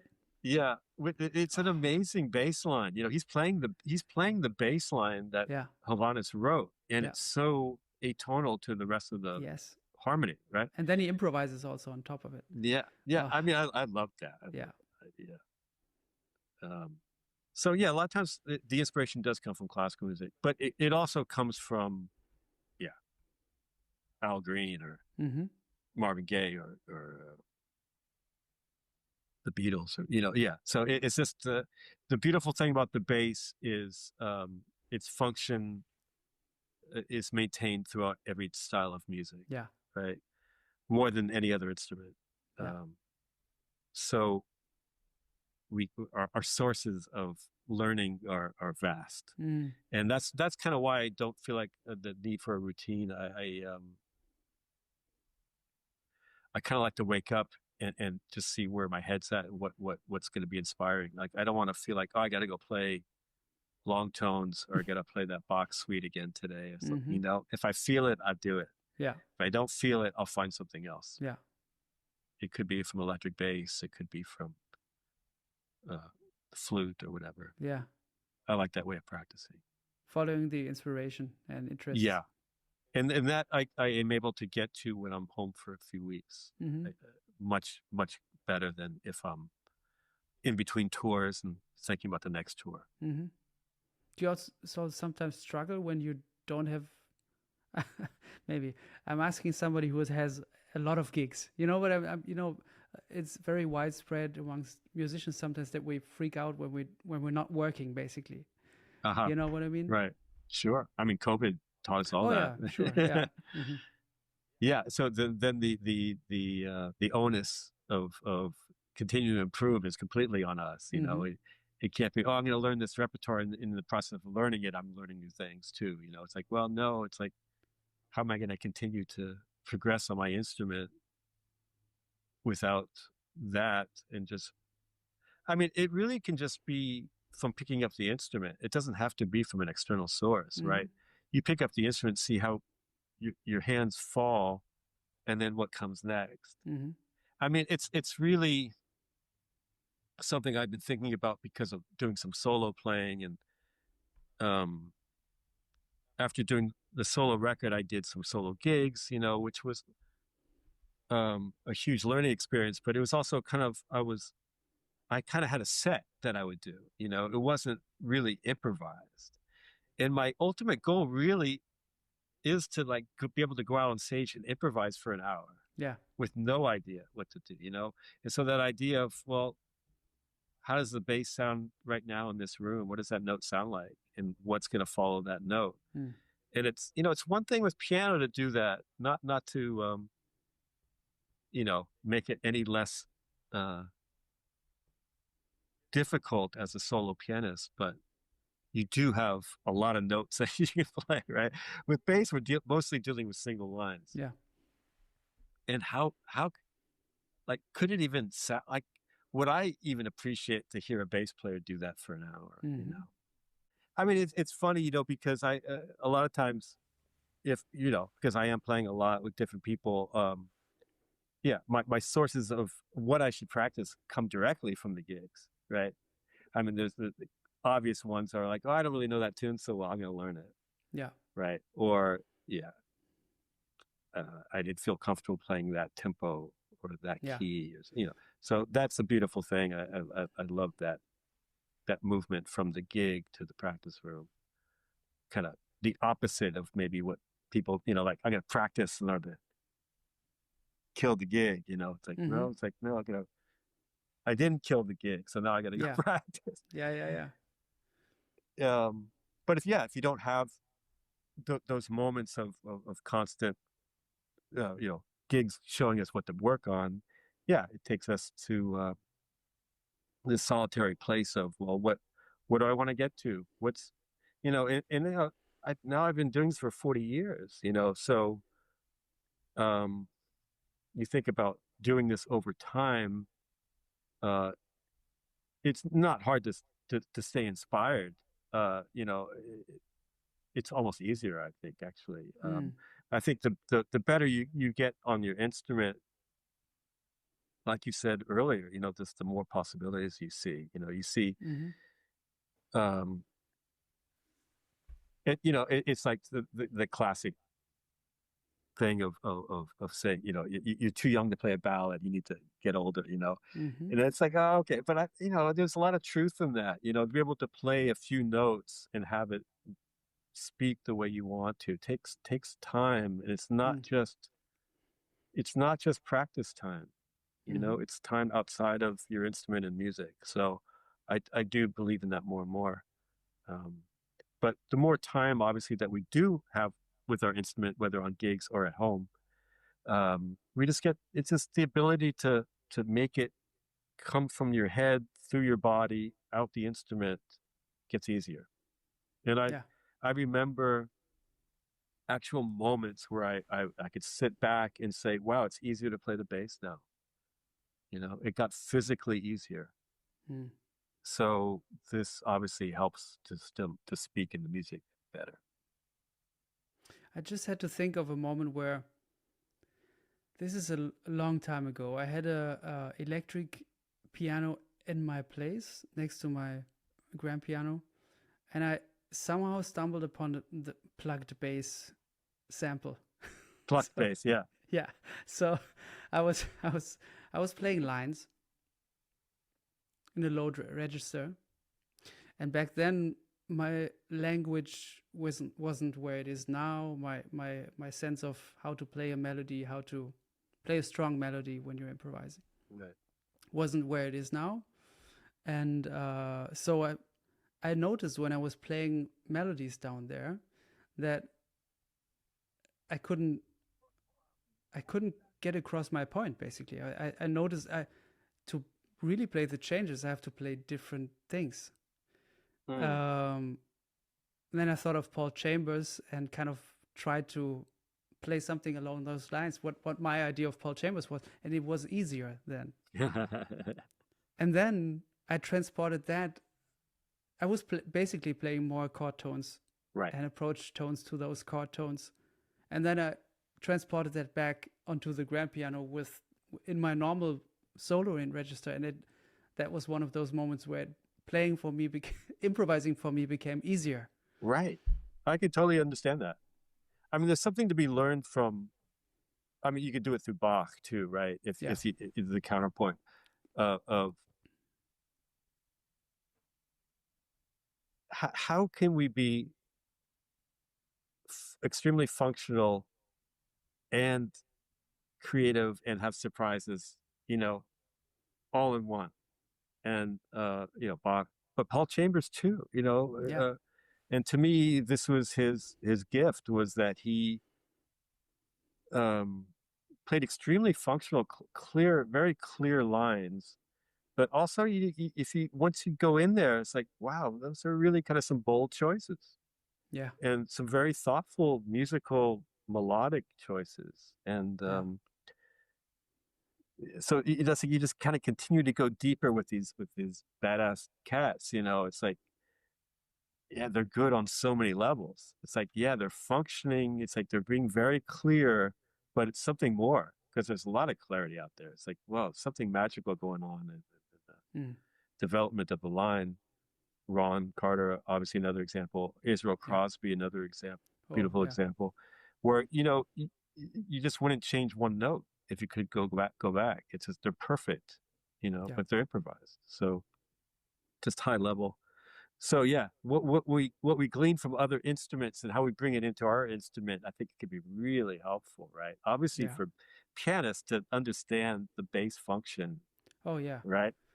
No I think doubt. It's so important that we have a connection, that it's that we as pianists have an understanding of what the bassist is doing. Absolutely. And vice versa. Yeah. And I hear that with your trio, between you and Robert, there's this dialogue that's constantly going on, that's on different levels. I mean, there's the harmonic level, there's the form, but then there's all this other kind of more creative, like balancing out each other and understanding what is going to make the other instrument sound better by what you play. Wow, cool. This is a real important gift or skill, Yeah. I just love listening to bassists. I just love that feeling, and it's also something that I'm actually in a way practicing when I'm listening to music, to actually make an effort to put on a ballad album and then follow the bassist note for note, so that this is a thing that I'm more comfortable with. That's great, because what I notice even with people with good ears is that they have a hard time hearing in that range. Yeah. So they may not hear as well down there. Just like for me, it's the opposite. Up really high, it's harder for me to have good ear than down low. So yeah, it's just doing it and getting used to that hearing down that register. Yeah. One of my all-time favorite records is Awareness by Larry Goldings. This one. Yeah. And I think I got to know this record either through one recommendation, or I read an early interview of yours on the early days of the internet, and you were talking about this album, that you were asked about special albums that you've been on, and you mentioned this recording session. So I want to know, I mean, I've also talked to Larry about this, but I want to get your perspective on what you can remember. Yeah. from I remember quite a few things. I mean, I remember Larry sending me demos, of him playing these tunes and being knocked out by the repertoire, by the compositions. They're really some great tunes. Yeah. I hadn't played with Larry that much. And then to play with him on piano was incredible, and it was also the first time I played with Paul. That was the first time. Okay. Yeah. And so that led to the Trio 2000 exactly things. Okay, right. I see. So yeah, I mean, the play with Paul was amazing. And then the play, it was that classic thing of I mean, I didn't know this story till later, but maybe Larry told you, but that Larry had asked Paul about rehearsing. Yeah. Yeah, right. It's like, why would we rehearse? Just to get a vibe. There'll be a vibe. And that continued with Paul's records. He would never rehearse. I mean, the one I did with Swallow and Chris Potter, we got together to rehearse without Paul, actually. Which was probably not even necessary, because it was just, that material is like, it just unfolds as you play it. But that way of, that older way of like why would we rehearse? Like, aren't we we're gonna play, it's like we're gonna play it. Yeah. And I really continue to feel that way very, very strongly, unless the material is quite difficult, but I'm a firm believer in first, second takes. There's something about that you never get back to, even with some mistakes, maybe. So I started to see that with Paul already on that session. It was just like, boom, just do it. Yeah. I'm trying to think who recorded it. Maybe it was Farber. I think so. But it was in a different studio. It wasn't at Avatar. I think it was at the Hit Factory. It was at Live to 2 track, and analog tape by James Farber. Let me see. It sounds like you were in one room together or something. Maybe? I think so. Hit Factory. Yeah, which was not a typical studio for jazz records, at least for me at that point. But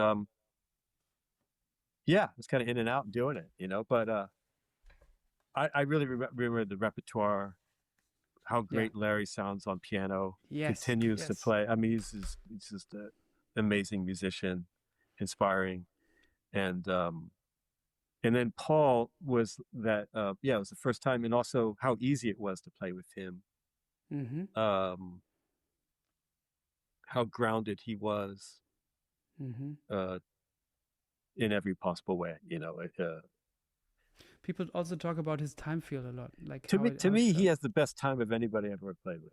Yeah, it was just so. Wow. It was of that era too, where everybody just kept really good time. I think in general because they were more connected to the dance of the music. But yeah, I found that to be true over the years that I played with him. You know, in different bands of his, and yeah, it was just so even, incredible, and so rooted in the feel too of like, yeah, it could be kind of open, some, you know, obviously, but it was also completely rooted in a strong past.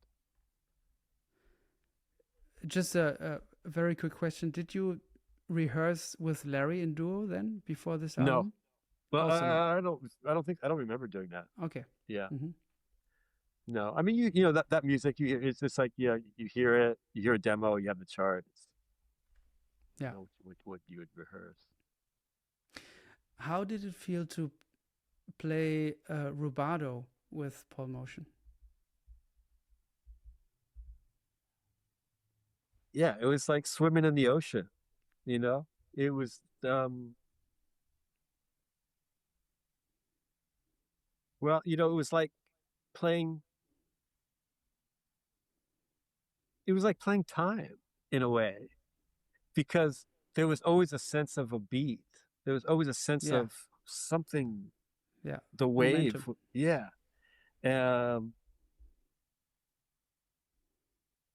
So it was kind of very similar to that sort of dynamic that you would do if you were playing in tempo. I just like, let's just kind of make this all work together, and what's going to balance out that wave with this wave. And, you know, like a lot of the stuff we're talking about, it's not really thought about. It's like you're making musical decisions, obviously, in the moment that you think are appropriate, and that works. So that doesn't sound right. Oh, let me change it up, you know. It's kind of that sort of thing. And Paul was another one of that generation who spoke very, very little about the music. He would talk a lot about other things, but he wouldn't really talk about how to play anything. That's for sure. Yeah. So that's that continuing thread, you know, of that generation. It's like, why would we talk about it? Are we talking about it when we're playing? Yeah. Right. Yeah. And if you haven't figured it out, then you're probably not the right cat. It's kind of like that, I think. You know, it's like if you're not getting it, then we'll try something else. Yeah. What was your sense of what Masabumi Kikuchi was about? Yeah, a real enigma to me for many, many moons. It took me a second to figure out how to play with him, for sure. Yeah. He plays unlike any other piano player I'd ever played with or heard. I remember him coming in one day to maybe a sound check at the Vanguard, and he brought in a chart of Body and Soul. It was like, man, I think we know it, you know. But he had written it out incredibly clearly with very specific. He wasn't reharmonized really.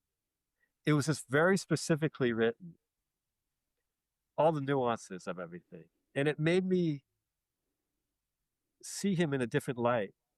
You know, he was really hanging a lot with Gil Evans. Yeah, and I think he got a lot of stuff from Gil, and when he brought in that chartist, I kind of made that connection that it's not like he's not just playing like a storm. There's a lot of thought and nuance to it. And that helped me to figure him out. I don't know if I ever really figured it out, actually. I kind of like... You guys sound amazing together. Well, I appreciate So Thomas. I guess you did. I liked him playing with Thomas, actually. Like, I feel like Mm-hmm. they had a really interesting thing that Mm-hmm.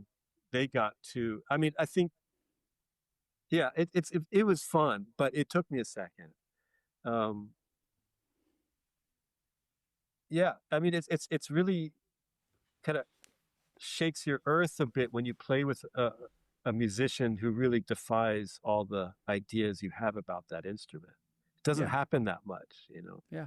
And I run into a lot of musicians over the years who are really impacted by Masabumi, you know? Yeah. And it's like, oh, wow, you know, you know, he's such an obscure character in New York, even though he lived there for many decades, kind of undercover, you know? Mm-hmm. So I'm happy that he had an impact, even though it was probably mostly posthumously. But he's an important cat for sure. And Paul loved him because he didn't sound like Bill. He didn't sound like Keith. Yeah. He appreciated that. Yeah. And Masabumi would take these long intros when we play at the Vanguard.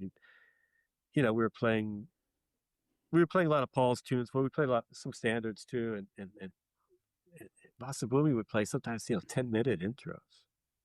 And we'd just kind of be sitting there waiting for it to come in, you know. And Paul loved that. Yeah. Would Masabumi bring you in, or did Paul kind of take initiative mostly then? It was probably mostly Masabumi bringing us in. Maybe he kind of stopped. Well, I don't remember, actually. Yeah. Might have been a combination. Mm-hmm. Very, very unique. And we did a lot of gigs with Chris, and then some gigs with Greg Osby, and different collaborations there. Yeah. Also, the paradox of continuity is one of my favorites.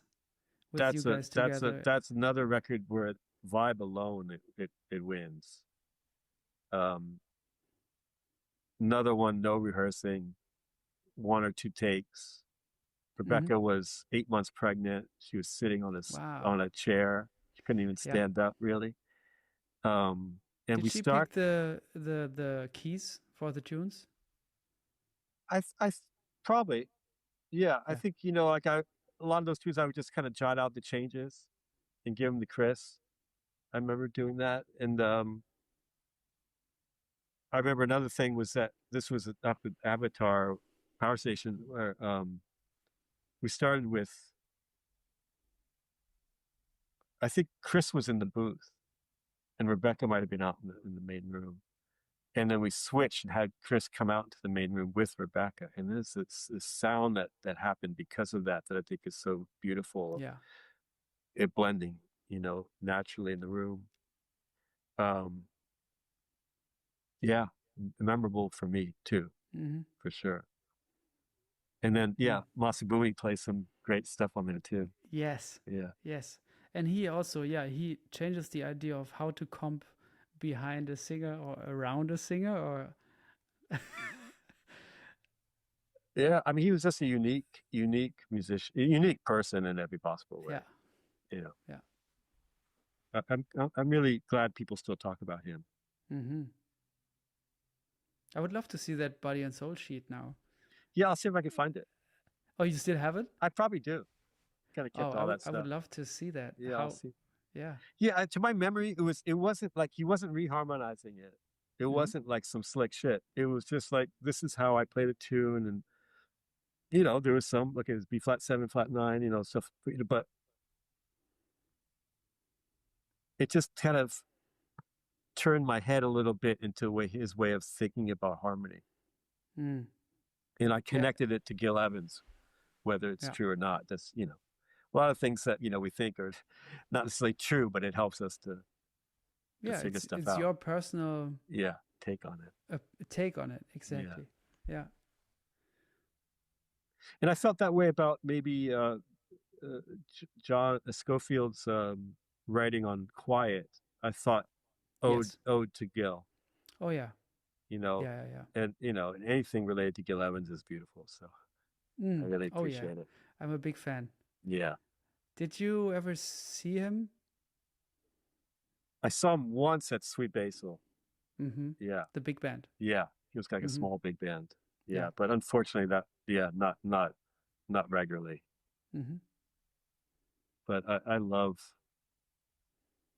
I mean, yeah, we all love those records. It's so great. But as a bass player, they're so important because of Paul Chambers. But Ron Carter too on the other ones. But the obviously the stuff with Miles, but the individualism. That one is a bass player holiday. Yeah. And also was it Gilliman's Plus 10? I think it's called. That one is some amazing Paul Chambers. And I heard Gil Evans say that after Paul died, there was no reason to have walking bass anymore. Wow. I think he for Miles too, he was like the perfect bass player, and he could just do no wrong. And he and Gil was able to write some really hip shit for him on those Miles records. He just played it so perfectly. Do you know this album Bullseye by Barry Harris? Oh, who's on that? It's a very late Paul Chambers. Right. It's like 68 or something. That is very late. And Billy Higgins on exactly. drums. I have heard it, but many years ago. It's interesting. It's very interesting. Because he's not in his prime anymore, but he sounds amazing. Yeah. And especially with Billy Higgins together and Barry Harris, And I was Kenny Dorham. Kenny Dorham. Okay. Yeah. It's incredible. Yeah, there's some late Paul it's still fantastic. I mean just one of the obviously the geniuses of the instrument. And to me, it's kind of a really sad story in the sense of, I mean, everybody's got their own personal issues to deal with, but beyond that, I kind of look at him. I mean, I see all the beautiful things that are fantastic, but I also see this turn in the music where he might have seemed to others as something of the past and not au courant. And to me, there's nothing hipper than Paul Chambers. He fit into any possible modern mix. So this, it's kind of a sad story. Like if you look at his discography, it kind of goes down and down until very little at the end. I know partly that was for health issues, but I don't know if, I kind of feel this way with some other musicians, but particularly bass players that might seem pigeonholed into a certain way of playing, where I see them as much broader than that. I wish more people would put them in varied situations where that would come out. Yeah. And maybe that's true on any instrument, but I perceive it from the bass chair more. Name a couple of names.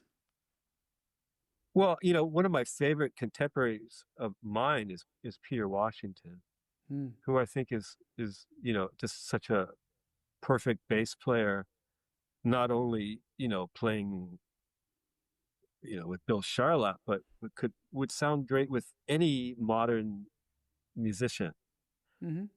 He would find his way of placing himself within it, and it would be such a benefit to the band. So I don't know. Off the top of my head, I think of Peter, but there's probably a lot. And it might even be vice versa. Somebody who's more thought of in a more contemporary setting, where I'd be really curious to hear them in a more traditional or bebop setting, maybe. Yeah. Just that kind of ability for musicians to adapt and make that music sound better because of their experiences. Yeah, and you also sometimes you'd never know what somebody's actually working with at home, working right. on. Absolutely. It's like you'll be called for certain things, but that might even not be the thing that you're actually working. Like, absolutely, that's really true. No idea. You're just kind of everybody knows them from the gigs that they do. Yeah.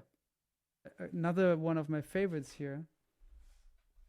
I piled up all my records with you on my desk here, so I need to get to it. Oh, they're not always there. Actually, they're right behind the altar of Larry Grenadier altar. This one here, Telepathy. Oh, yeah. Stewart. I remember that record.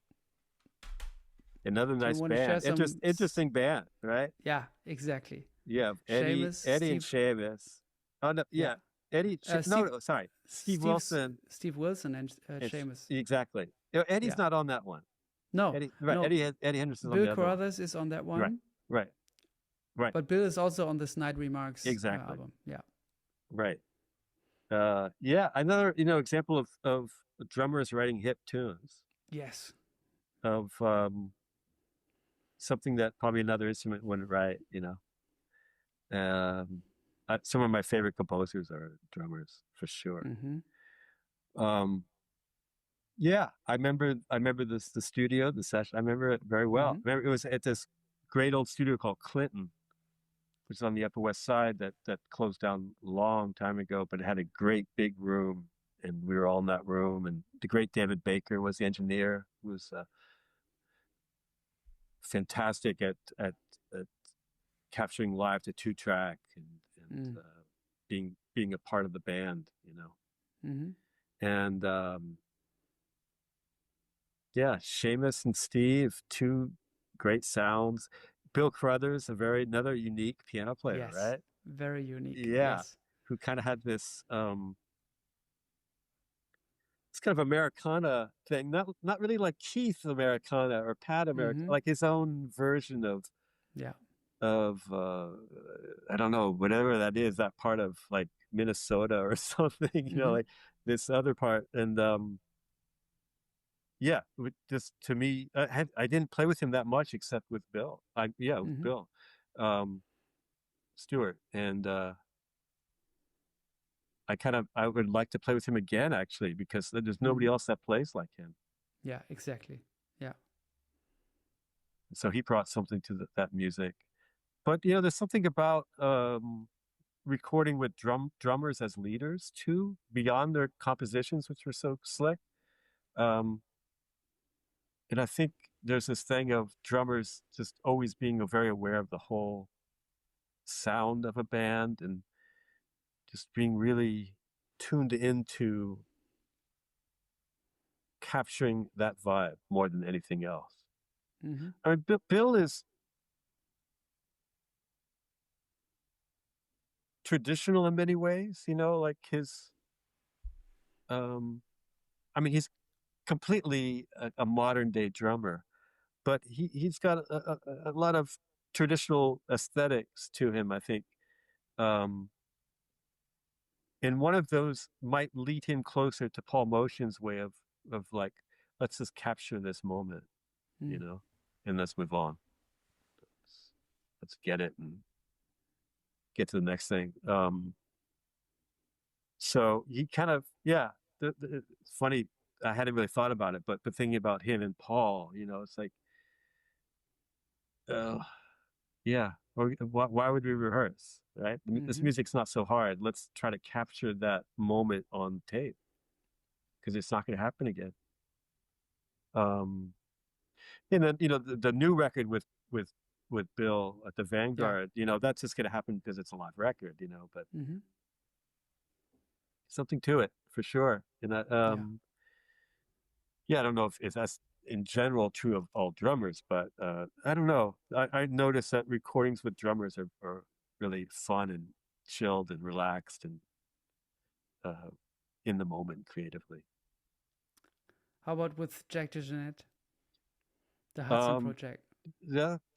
I mean, Jack is another one who, as incredibly swinging and rooted as he is, I kind of think of him as a free player.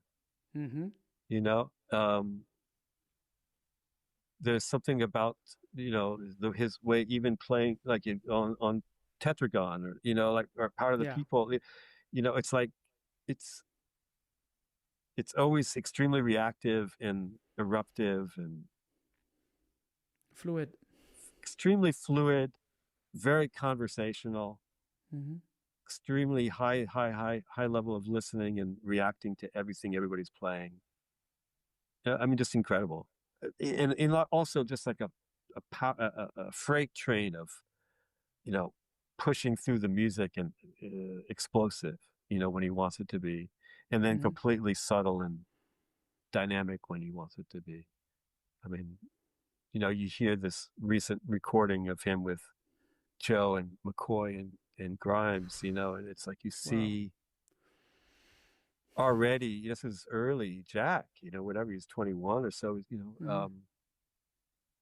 this ability to play so freely and have it swing and keep everything together too. The paradox. Yeah, it's amazing. So yeah, that record was a little different in that we were playing a certain repertoire that was part of the area that we all live in, and we had a fair amount of time in the studio. It was almost like doing a rock record. We had time to kind of figure stuff out and play a lot of takes and play some free stuff, and it's really different than a lot of most other jazz records.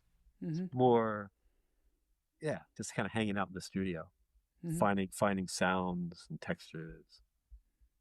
Fun. Talking about studio, what have you found throughout the years that like a basically what do you need in the studio? When let's say for one, if you're all in one room, what kind of things do you prefer? And if you're in the booth, what do you do? What do you put on your headphones? And just stuff like that, because I feel like the more I get into the studio, the lesser I know what's right for me somehow. Right. I mean, I think there's some of that's true, and then also it obviously gets easier, right? It's that thing of, I remember, first going into the studio as a kid and then going into the control room and saying, what? That doesn't sound anything like I thought it did, And now it's like hearing your voice. Yeah, it's like hearing your voice. Exactly. And now it's not like that. It's basically what I'm hearing is what it sounds like, Yeah, there's so many different, you kind of have to be just ready for a lot of different possibilities, because typically it's not our recording. So we're hired to make it all work. Whether in one room without headphones or in a booth with headphones, you got to make it work.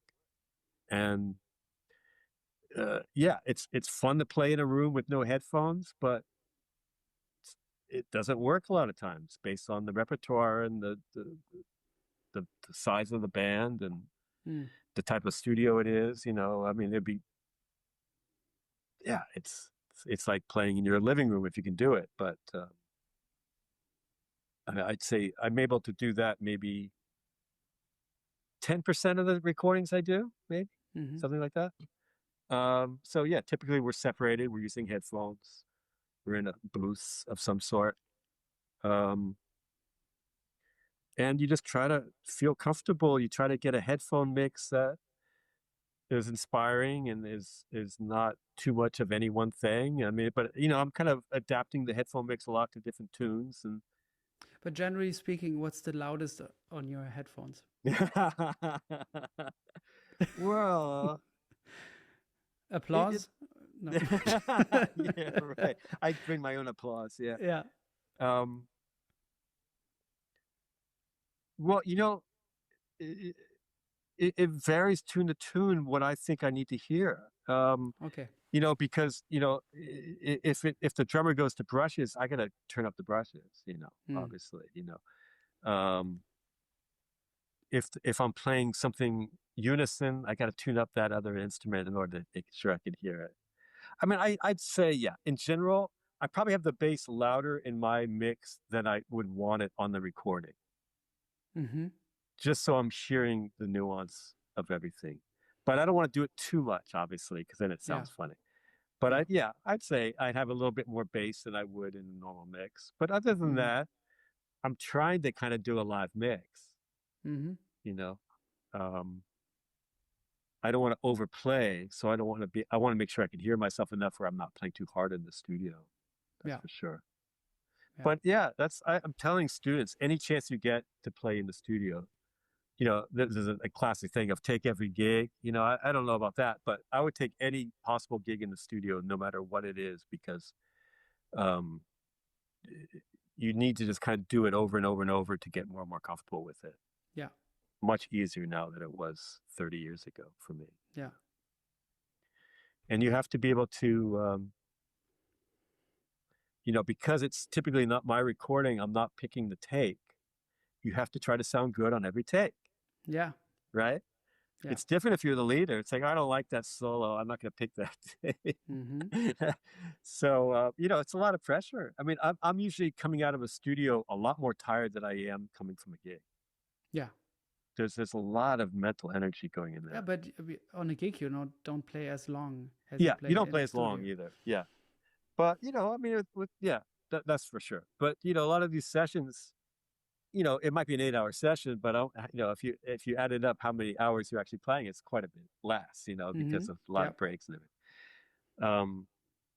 I'm typically not one to go into the control room and want to listen to everything, you know, like once I hear that the sound is cool, I don't always want to do that, especially if it keeps on interrupting the flow, you know. If the leader wants to go in, okay, but I don't really need to do that. But yeah, the focus of, you know, like, how are you going to eat that day? Are you going to eat? You know, all these things of maintaining the focus is really the tricky part about, you know, being in a sterile environment and trying to be creative and be different from the last take, but still solid. You know, it's very hard. Yeah. It's very hard. I mean, it's hard in pop music, obviously, because they do a lot of takes, you know.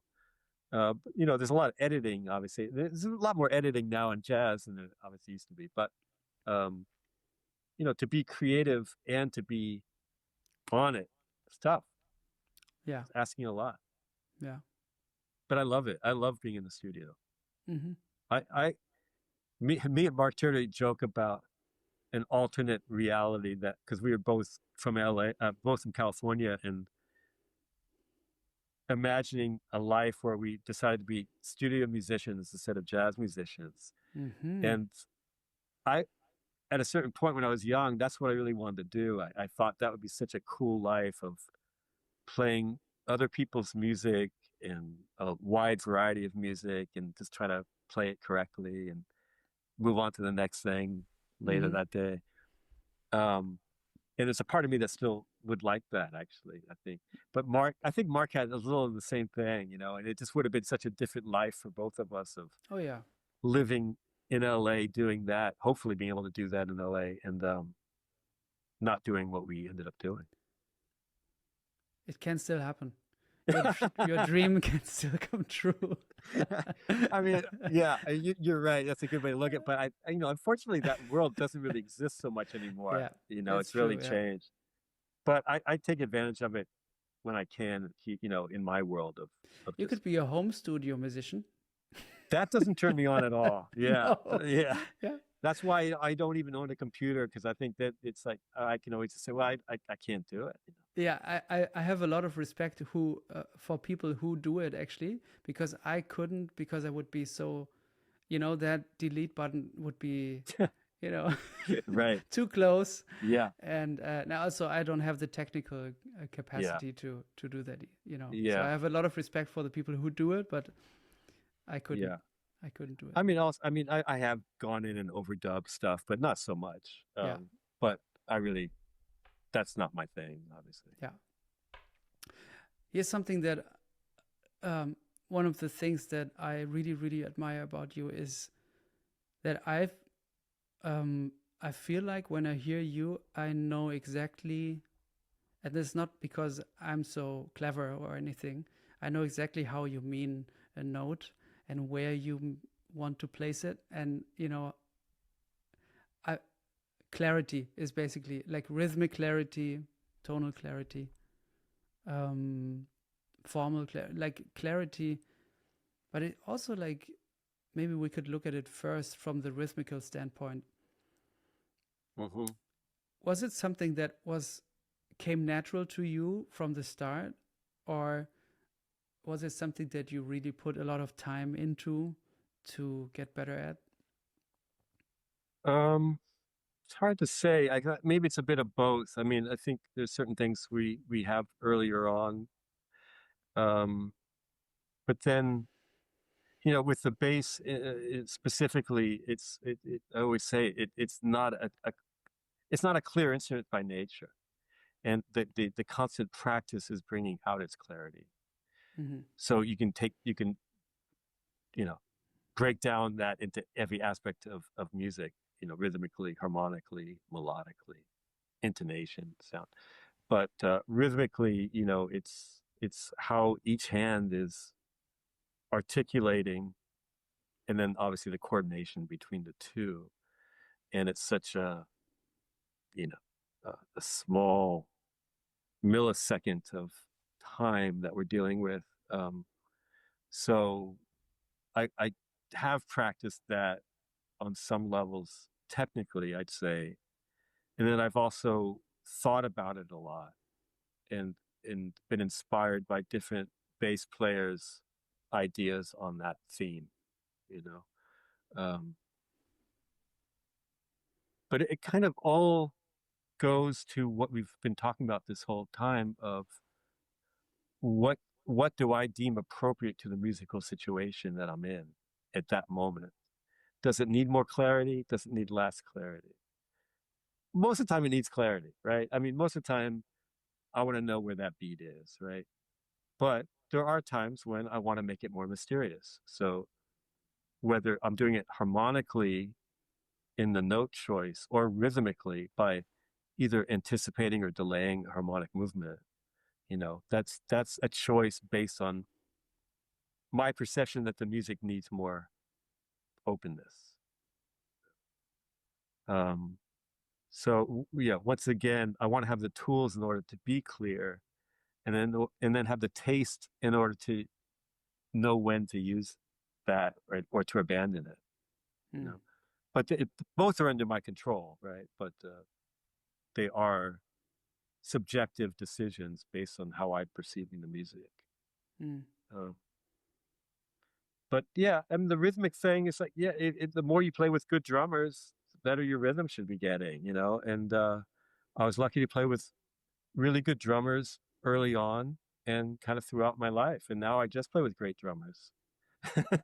So I'm very lucky. I mean, I couldn't be happier about that. It's like to play with all really monumental drummers that all sound different, but all are just completely wide open with their ears and their ability to control their instruments' dynamics and to make it feel better because they're playing.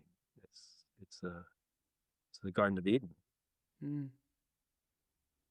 Yeah, as you just said that, I was thinking about you with Tyshawn, you with Marcus, you know, you with Jorge, Jeff, Eric, Bill. Yeah. Yeah, they're all unique, and they all are just really accomplished, you know. And for a bass player, you couldn't ask for more. And they bring out a different side in you, yes, and you in them. Yes, absolutely. Yeah, I mean, even to the extent of, okay, Bill changed cymbals, or Jeff's changed, like he moved to a different. It's like, oh yeah, boom. You know, just that reactive thing to sound and to this constant awareness that we are playing together. We're not alone. And this sound should help that sound. Yeah. And that helps the overall sound. Tell me something about Billy Higgins.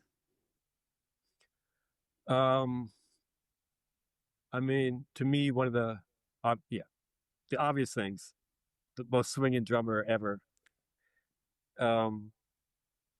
But you know, maybe less known, one of the most advanced humans ever that I've come across.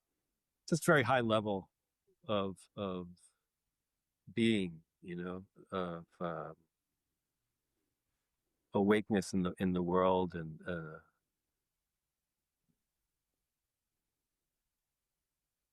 yeah, I mean, you couldn't not feel that in his presence, you know, of being with something that's fairly heavy, you know. Playing with him, with Charles Lloyd, the first time was at a recording that we did. Brad and I were in LA playing, maybe at Largo or something. And we had this recording with Charles, and Billy was on it, called The Water is Wide. Yeah. Yeah. And we rehearsed. I remember going to rehearsal but that was another one we probably didn't really need to rehearse, because it was just like going into that world and seeing what developed, you know. But yeah, as a bass player to play with Billy Higgins, I mean, it's like, you know, what can you say? You know, it's just ideal and perfect. And we did some touring with them, and you know, it got near the end of his life at that point, you know, and it was really nice to be around him at that point and to help him in any ways we could. And yeah, just one of those strong, substantive memories, musical memories and human memories, really. Same with Charles, though, you know, over the years of being with somebody who's, yeah, the music is great, but there's something else going on that makes it even greater. And every time I play with Charles, I'm really thankful, because it brings it down home, this idea of the mystery of music that we're discussing, you know, that, yeah, it's like we could all play stuff perfectly, but obviously music is much, much more. And what is it? It's like, well, I'm not really sure, but I know when it's there. And I always feel that way with Charles, you know. It's just high level of communication. Really always great. Do you remember stories that Billy Higgins told you? I mean, some I probably shouldn't even. I mean, he told me some prison stories. Yeah, that were quite funny, actually. But yeah, I mean, you know, there's, you know, between him and Charles, they had a lot of history in L.A., you know, and I remember them talking about I think it was either a bar mitzvah or a wedding that Charles got the gig for. I think it was a bar mitzvah, and they were playing behind a white picket fence, and the band was him and Billy and Scott LaFaro. Wow. And Ornette. Wow. Yeah, this is for a bar mitzvah. Yeah, and course. They played. Of course, you would hire them. They played the first tune, and the father runs up to the band and says, "Stop, stop, stop! I'll pay you to leave."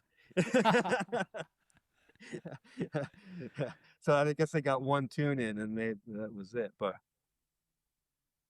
you know, those guys all had a history from the West Coast. You know, Scott LaFaro, Billy Higgins, Albert Stinson. Oh, you know, and great bassist. Yeah, so you know, I'm always asking Charles about those times. Are really, it's another movement. You know, there's that, and there's stuff happening in New York, and they're both happening, and they're both affected by each other, but they're kind of, you know, there's a lot of distance there, especially back then, 3,000 miles, you know, so they kind of had their own things going on, their own community, their own way of playing, and it ended up having a big effect on everything. Is there a recording of Albert Stinson with Billy Higgins? I'm now wondering. Not that I know of. There, unfortunately, is not a lot of Stinson recorded. Yeah. I think I'm aware of everything he's recorded, and I can't think of anything with Billy. Would be interesting. Definitely.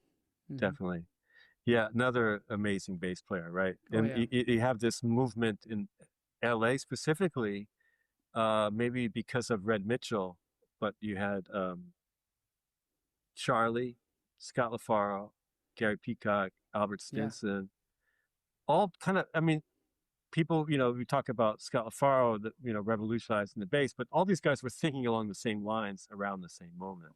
And I think I think Red Mitchell probably had something to do with it, because Red was already really forward thinking, technically and functionally with the bass. But they just took it and ran with it and exploded, and how that affected everything after. But that was really an LA phenomenon. I was a fan of the albums that you did with your wife, Rebecca Martin, for a while. Really liked the one, the Twain one. I really liked. Yeah. And of course, there's other ones, but last year I talked to Guillermo on the podcast. Nice. And it was beautiful. And before that, just to prepare, I listened to a couple of records of his that I hadn't heard before, and the one that he did with Rebecca Martin and you, and Jeff, totally blew me away. It's a great record. Yeah, really became one of my favorite records that was played a lot in this apartment here. So nice. I'm glad to hear that. Yeah, there's some really nice tunes on. Another one where the vibe is there that allows for it to kind of emotionally have this impact. Guillermo wrote some great tunes, and then Rebecca wrote some lyrics to those, and then we did some of Rebecca's tunes, and we did State of the Union, I think, on that. Yeah. In the nick of time. In the nick of time, right. Yeah. Yeah. I mean, Guillermo, as you know, I mean, is a very unique musician, I think, in our group of people. You know, he's got a very strong presence of his sonic world, but also just how I don't know, his way of bringing his country into the music somehow, even if we're not playing stuff that's tango or, you know, Argentinian related. It's somehow the emotional connection is there for me with him, and also his way of playing piano is interesting, because he's not like he's not a piano player like a lot of the people we're talking about. He's a compositional arranger piano player, right? Like kind of like Gil, I guess, in that way. Or Ted Dameron or something, you know, which allows for something else to happen musically. Yeah. Which is really interesting, you know. I don't know if I would say that from I mean, like if a drummer came in who, let's say, was a composition arranger drummer. Like, what is, like, I don't think that would sound so good. I don't know. I mean, unless it was like rubato or something. Maybe it could be cool. But on piano, it kind of works. It brings something else, you know, because they're harmonically very aware. It's just like they just don't have the chops to play very much. And that, you know, it's like the Gil Evans, Steve Lacy, that duo record, I think is so beautiful, you know. There's another one with Lee Konitz, which is also very nice. Yeah. But for some people, composer's piano is a little bit condescending word. I understand. But I think there's a real beauty to that. You know, I really do. But I was just thinking about I think the way that Paul Motian wrote music for his groups is like he found the perfect material that works for his kind of playing, which is so vast, of course, but still, like, he wrote the perfect kind of music to set up a vibe for that and a that's true, but I mean, in a way, like, which came first? Because you know, you could argue that his playing changed at a certain point. I mean, not that you can't hear his way of playing when he played with Bill. I mean, there are seeds of it for sure. But to me, his full development kind of came with his music. Yeah. And right. And so they're kind of, chicken or the egg. Didn't Keith got him into composing? I think that's true. I did hear that. And, you know, I was talking to Steve Swallow recently, and he said that he was encouraged to write his first tune because of Pete LaRocca. He challenged him to write something, and he came up with Eiderdown. What a great song! Yeah, what a great first song. Great first song. Yeah, it's like, and then they play it together also, right? Yeah, that's right. Yeah. So yeah, sometimes it just takes a push, right? And then the rest is history. Yeah. How is Steve, by the way? He's great. Yeah. He's playing. I saw him play a little bit with John the other day. They played a little duo, and it was just so great. He hadn't played live in a really long time. Yeah. And yeah, he's sounded beautiful and looked great. They played publicly, or was it?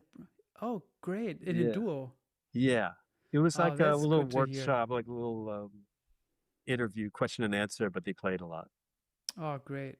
I would have loved to hear that. Yeah. Standards or SCO tunes or what? It's got a little bit of both. They played. They even played Fallen Grace. Oh, great! Yeah. That's an interesting composition. Yes. That's the one that I struggle with remembering somehow. Yeah. Because it has some turns that... Absolutely. It's one of those tunes that's a great practice tune, right? Because it's not so symmetrical, right? Yeah. I don't even know how many bars it is, but the phrase, the way that the cadence is always, well, not quite. Then it's like, okay. Yeah. It keeps you on your toes for sure. Yeah. Did you ever have longer periods of self-doubt? No, I don't. Not longer. What's long? Well, more than 2 days. More than 2 days is. I mean, it's not that we think we're the greatest all the time, but like I had certain periods of self-doubt that went on for months, where it was like, it's over. It's not happening. It's like, I've lost it, whatever it was, you know. It's an interesting topic to me because, you know, another answer for me is like, I'm always in self-doubt. Like, I'm always thinking, it's like, can I still play? Do I remember how to play? You know? But, you know, it's also, there's also I guess it's kind of a classic thing of when you have a bad gig, it lasts for weeks, but you have a good gig, it lasts for one night. Yes. Right? It's like the feeling of that, you know? So it's like, you're always kind of, can I make the gig? Can I do it? You know, but it's easier now, I gotta say. And I think it's only easier for me in the last, quite recently, maybe 5 or something years, of like, I know maybe it's the gigs that I do too are just, I know that the only thing that I could do wrong would be not to give to the music. So as long as I'm present, it's probably going to be cool. I mean, there might be moments of shit for sure that I fuck it up, but in general, as long as I'm tuned in, trying to do my best and give to the music, it's okay. It's not like, you know, I always think about classical musicians, you know, that thing getting in your head of, am I going to remember this piece? Am I going to forget it somewhere midway? And everybody knows the piece, so they're going to know too. You know, that's a lot more pressure. Yeah. And I enjoy those moments where it kind of falls apart sometimes. So that's nothing to worry about. And I think I'm surrounded by musicians who are like, yeah, if it messes up, it messes up, but we'll get back on. And maybe that mess up was the perfect thing at that moment. Possibly. You know? So I think that's helped in the self-doubt thing too, because it's a simpler goal. It's like, just be awake. Be present. Yeah. Be present.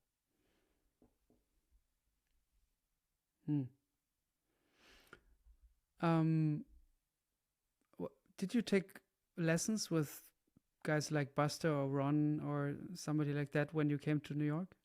I took lessons with Ron Carter for about 2 months every week. I would go up to his place, which were that? incredible. I should have done it right when I stepped off the plane in New York. I lived for a few years right down the street from him, and I would see him sometimes, and I just couldn't get the guts up to ask him for a lesson. And finally, maybe 10 years into my being in New York, I called him for a lesson, and it was incredible. One of the great teachers, for sure, able to articulate exactly what he's able to do on the instrument, and loves to teach. What was the first lesson like? It's the same for probably everybody who's had a lesson with him. It's very fundamental. He asks you to write down first, before you show up, what you want to work on. But when you get to the lesson, it's like, okay, play a B flat major scale in half position. So, I was really looking forward to working with him on dynamics of playing, of not screaming through the instrument. And he really helped me with that. He also really helped me with bass lines and thinking about them on a deeper way of paying attention of each note in a more meaningful way. Technically, of putting up very strict restrictions on bass line construction. 135. Yeah. So it could be just chord tones and just in half position. Oh, Larry. Yeah. You're back. Okay. Yeah. So just chord tones in half position, just quarter notes. No rhythmic hipness. And so the limiting thing was a great practice tool. It's like, okay, if it's outside of those limits, it's wrong. And then you get those rules. You play a bass line in half position, just in chord tones, just quarter notes, and it's correct, but it's still not great. So it's like, okay, well, what else could I? So I start to see more possibilities. It's like, you see that chord, you see that vertical stack. Any of those notes are valid, but what's the best one? Right. And then obviously you develop that. You start to play non-chord tones too, but. And then also this is all in 2 months too. It's kind of astounding, of playing across the bass instead of doing this all night, figuring out, I can economize my movement. Not only does it make it easier to play, but I come up with different lines because of that. So, I learned a bunch of stuff and continue to think about it, and then whenever I listen to him, which is quite often, I'm learning stuff, obviously. Yeah. But that was it. I didn't take any other lessons with anybody. Did you ask him about your favorite records with him or any of that?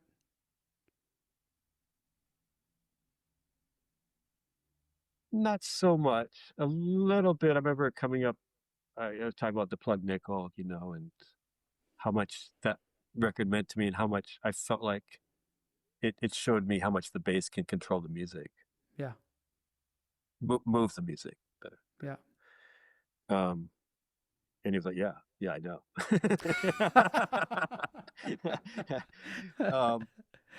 Tell me something new. Yeah.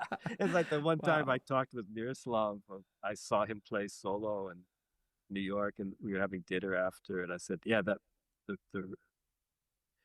concert was incredible, yes, it was.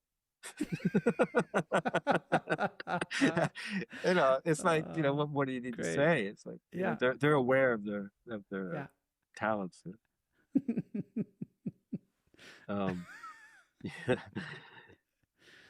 That's another thing. I get from the older group of musicians, there's a certain ego which is great. That. Mm-hmm. My contemporaries and younger people may not have really.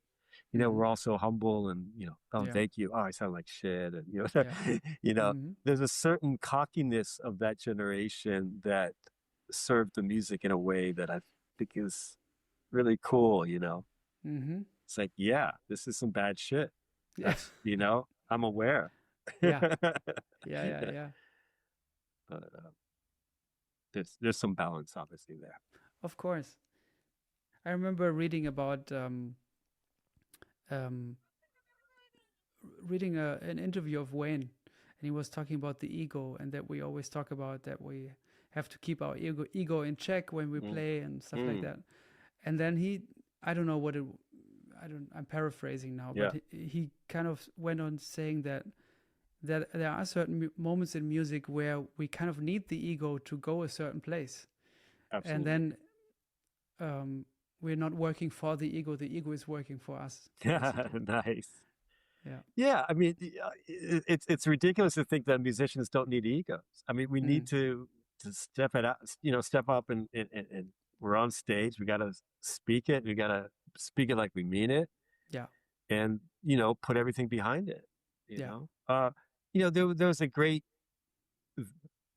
classical bass player who recently passed, Gary Carr, who would say that he goes to play the instrument every day because he wants to hear his sound. And he's the only one who can make that sound. He wants to hear it. Yeah. And I love that idea of that's the motivational force behind going to pick up your instrument and play that day. But that to me is the ego of saying, yeah, this is me. Yeah. And I like it. And I think that, ego is, there's a pejorative meaning to ego, which we all know of. Like, do you really need to play another chorus? Or, but ego is essential, I think, to a creative artist. I guess that Isotope moment with Ron wouldn't have happened without absolutely a certain kind of being brave and being like, I think I can pull this off. I think I can do it. Right. I know I can. Right, because the opposite would be to have the idea and not do it because of the lack of ego. Yeah. And that would have been a lost moment. I think of certain bass players for me that Stinson would be another one of like balls of boulders. Buster Williams, playing like, or Richard Davis, playing with that Jaco. It's like, man, you have to be fully committed behind those decisions, because otherwise, well, you just never would do it because you would think it was just too much. But with that ego, it works because it's fully committed. You're fully in on that idea, and you're putting it out there so everybody can kind of join in on what a great idea it is. Yeah, I guess it's ego, but not in the insecure way. Right. Where you're kind of making yourself bigger than you actually are, in a way, Exactly. Trying to hide something that you feel insecure about. Right. Yeah, you're fully aware of its greatness. It's great. It's something to think about because, like I said, I think, our generation and younger, we I don't know, maybe we don't show it the same way. Maybe we have that ego there, but we're always acting as the humble. Oh yeah, I don't know. Yeah, sounded okay, or maybe it's false modesty. Tell me about, maybe also to close, because I don't want to keep you from doing what you want to do in the attic there.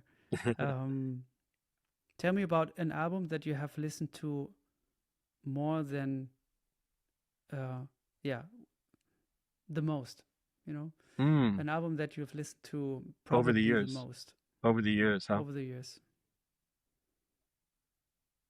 Interesting.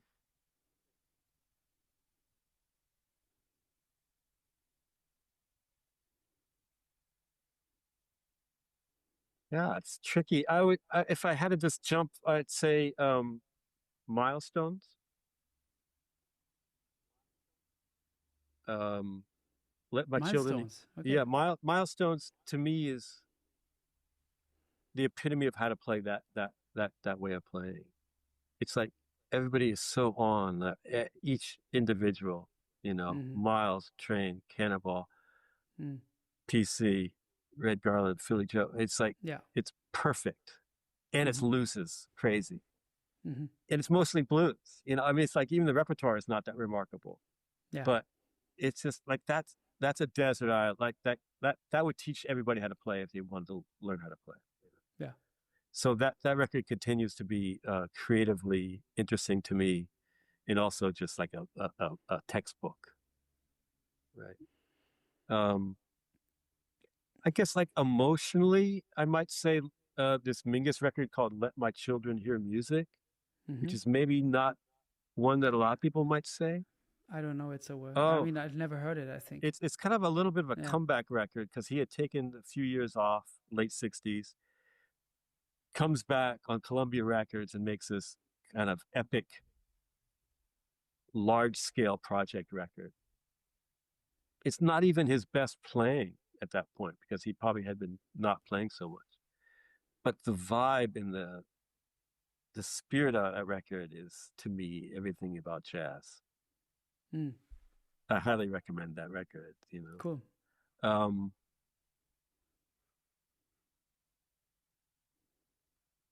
Yeah, I mean, I don't know. That's interesting. I mean, there's certain records I have listened to a lot over the. I mean, I'm trying to go way back because it would mean like over the years. Yeah. I would say Jaco's Word of Mouth might be up there. Yes. Because I think it's such a powerful record, amazing playing, but just as a record, it's so ambitious. Yes. Yeah. And so ballsy in its construction, like of going from. And it's tragic also. It broke him. It broke him in some ways, maybe. Yeah, that's true. Because it you know, if you're on a big label, it doesn't sell a certain way. Then, Mm-hmm. but man, you know. Yeah, but also I think he showed it to Zawinul, and that triggered Zawinul's reaction. Triggered a whole like an outburst. Maybe during a tour, and the label was. He couldn't really get together with the label, and his artistic vision was like not in line with their. Sure. But he spent so much money on that record trying to make it. It's like. But then you know it all obviously it all album. pays off for history, right? I mean, mm-hmm. There's so many decisions on that record which I think are just so amazing. You know, first of all, like starting with that track, Crises, and how that represents. I mean, reading into it, it represents a part of his personality, and just every tune, man. It's just, you know. So that one, you know, for me, yeah, I don't know. I mean, that's three, right? Yeah. There are obviously I've listened to like the Plug Nickel a lot, Porgy and Bess a lot. Mm-hmm.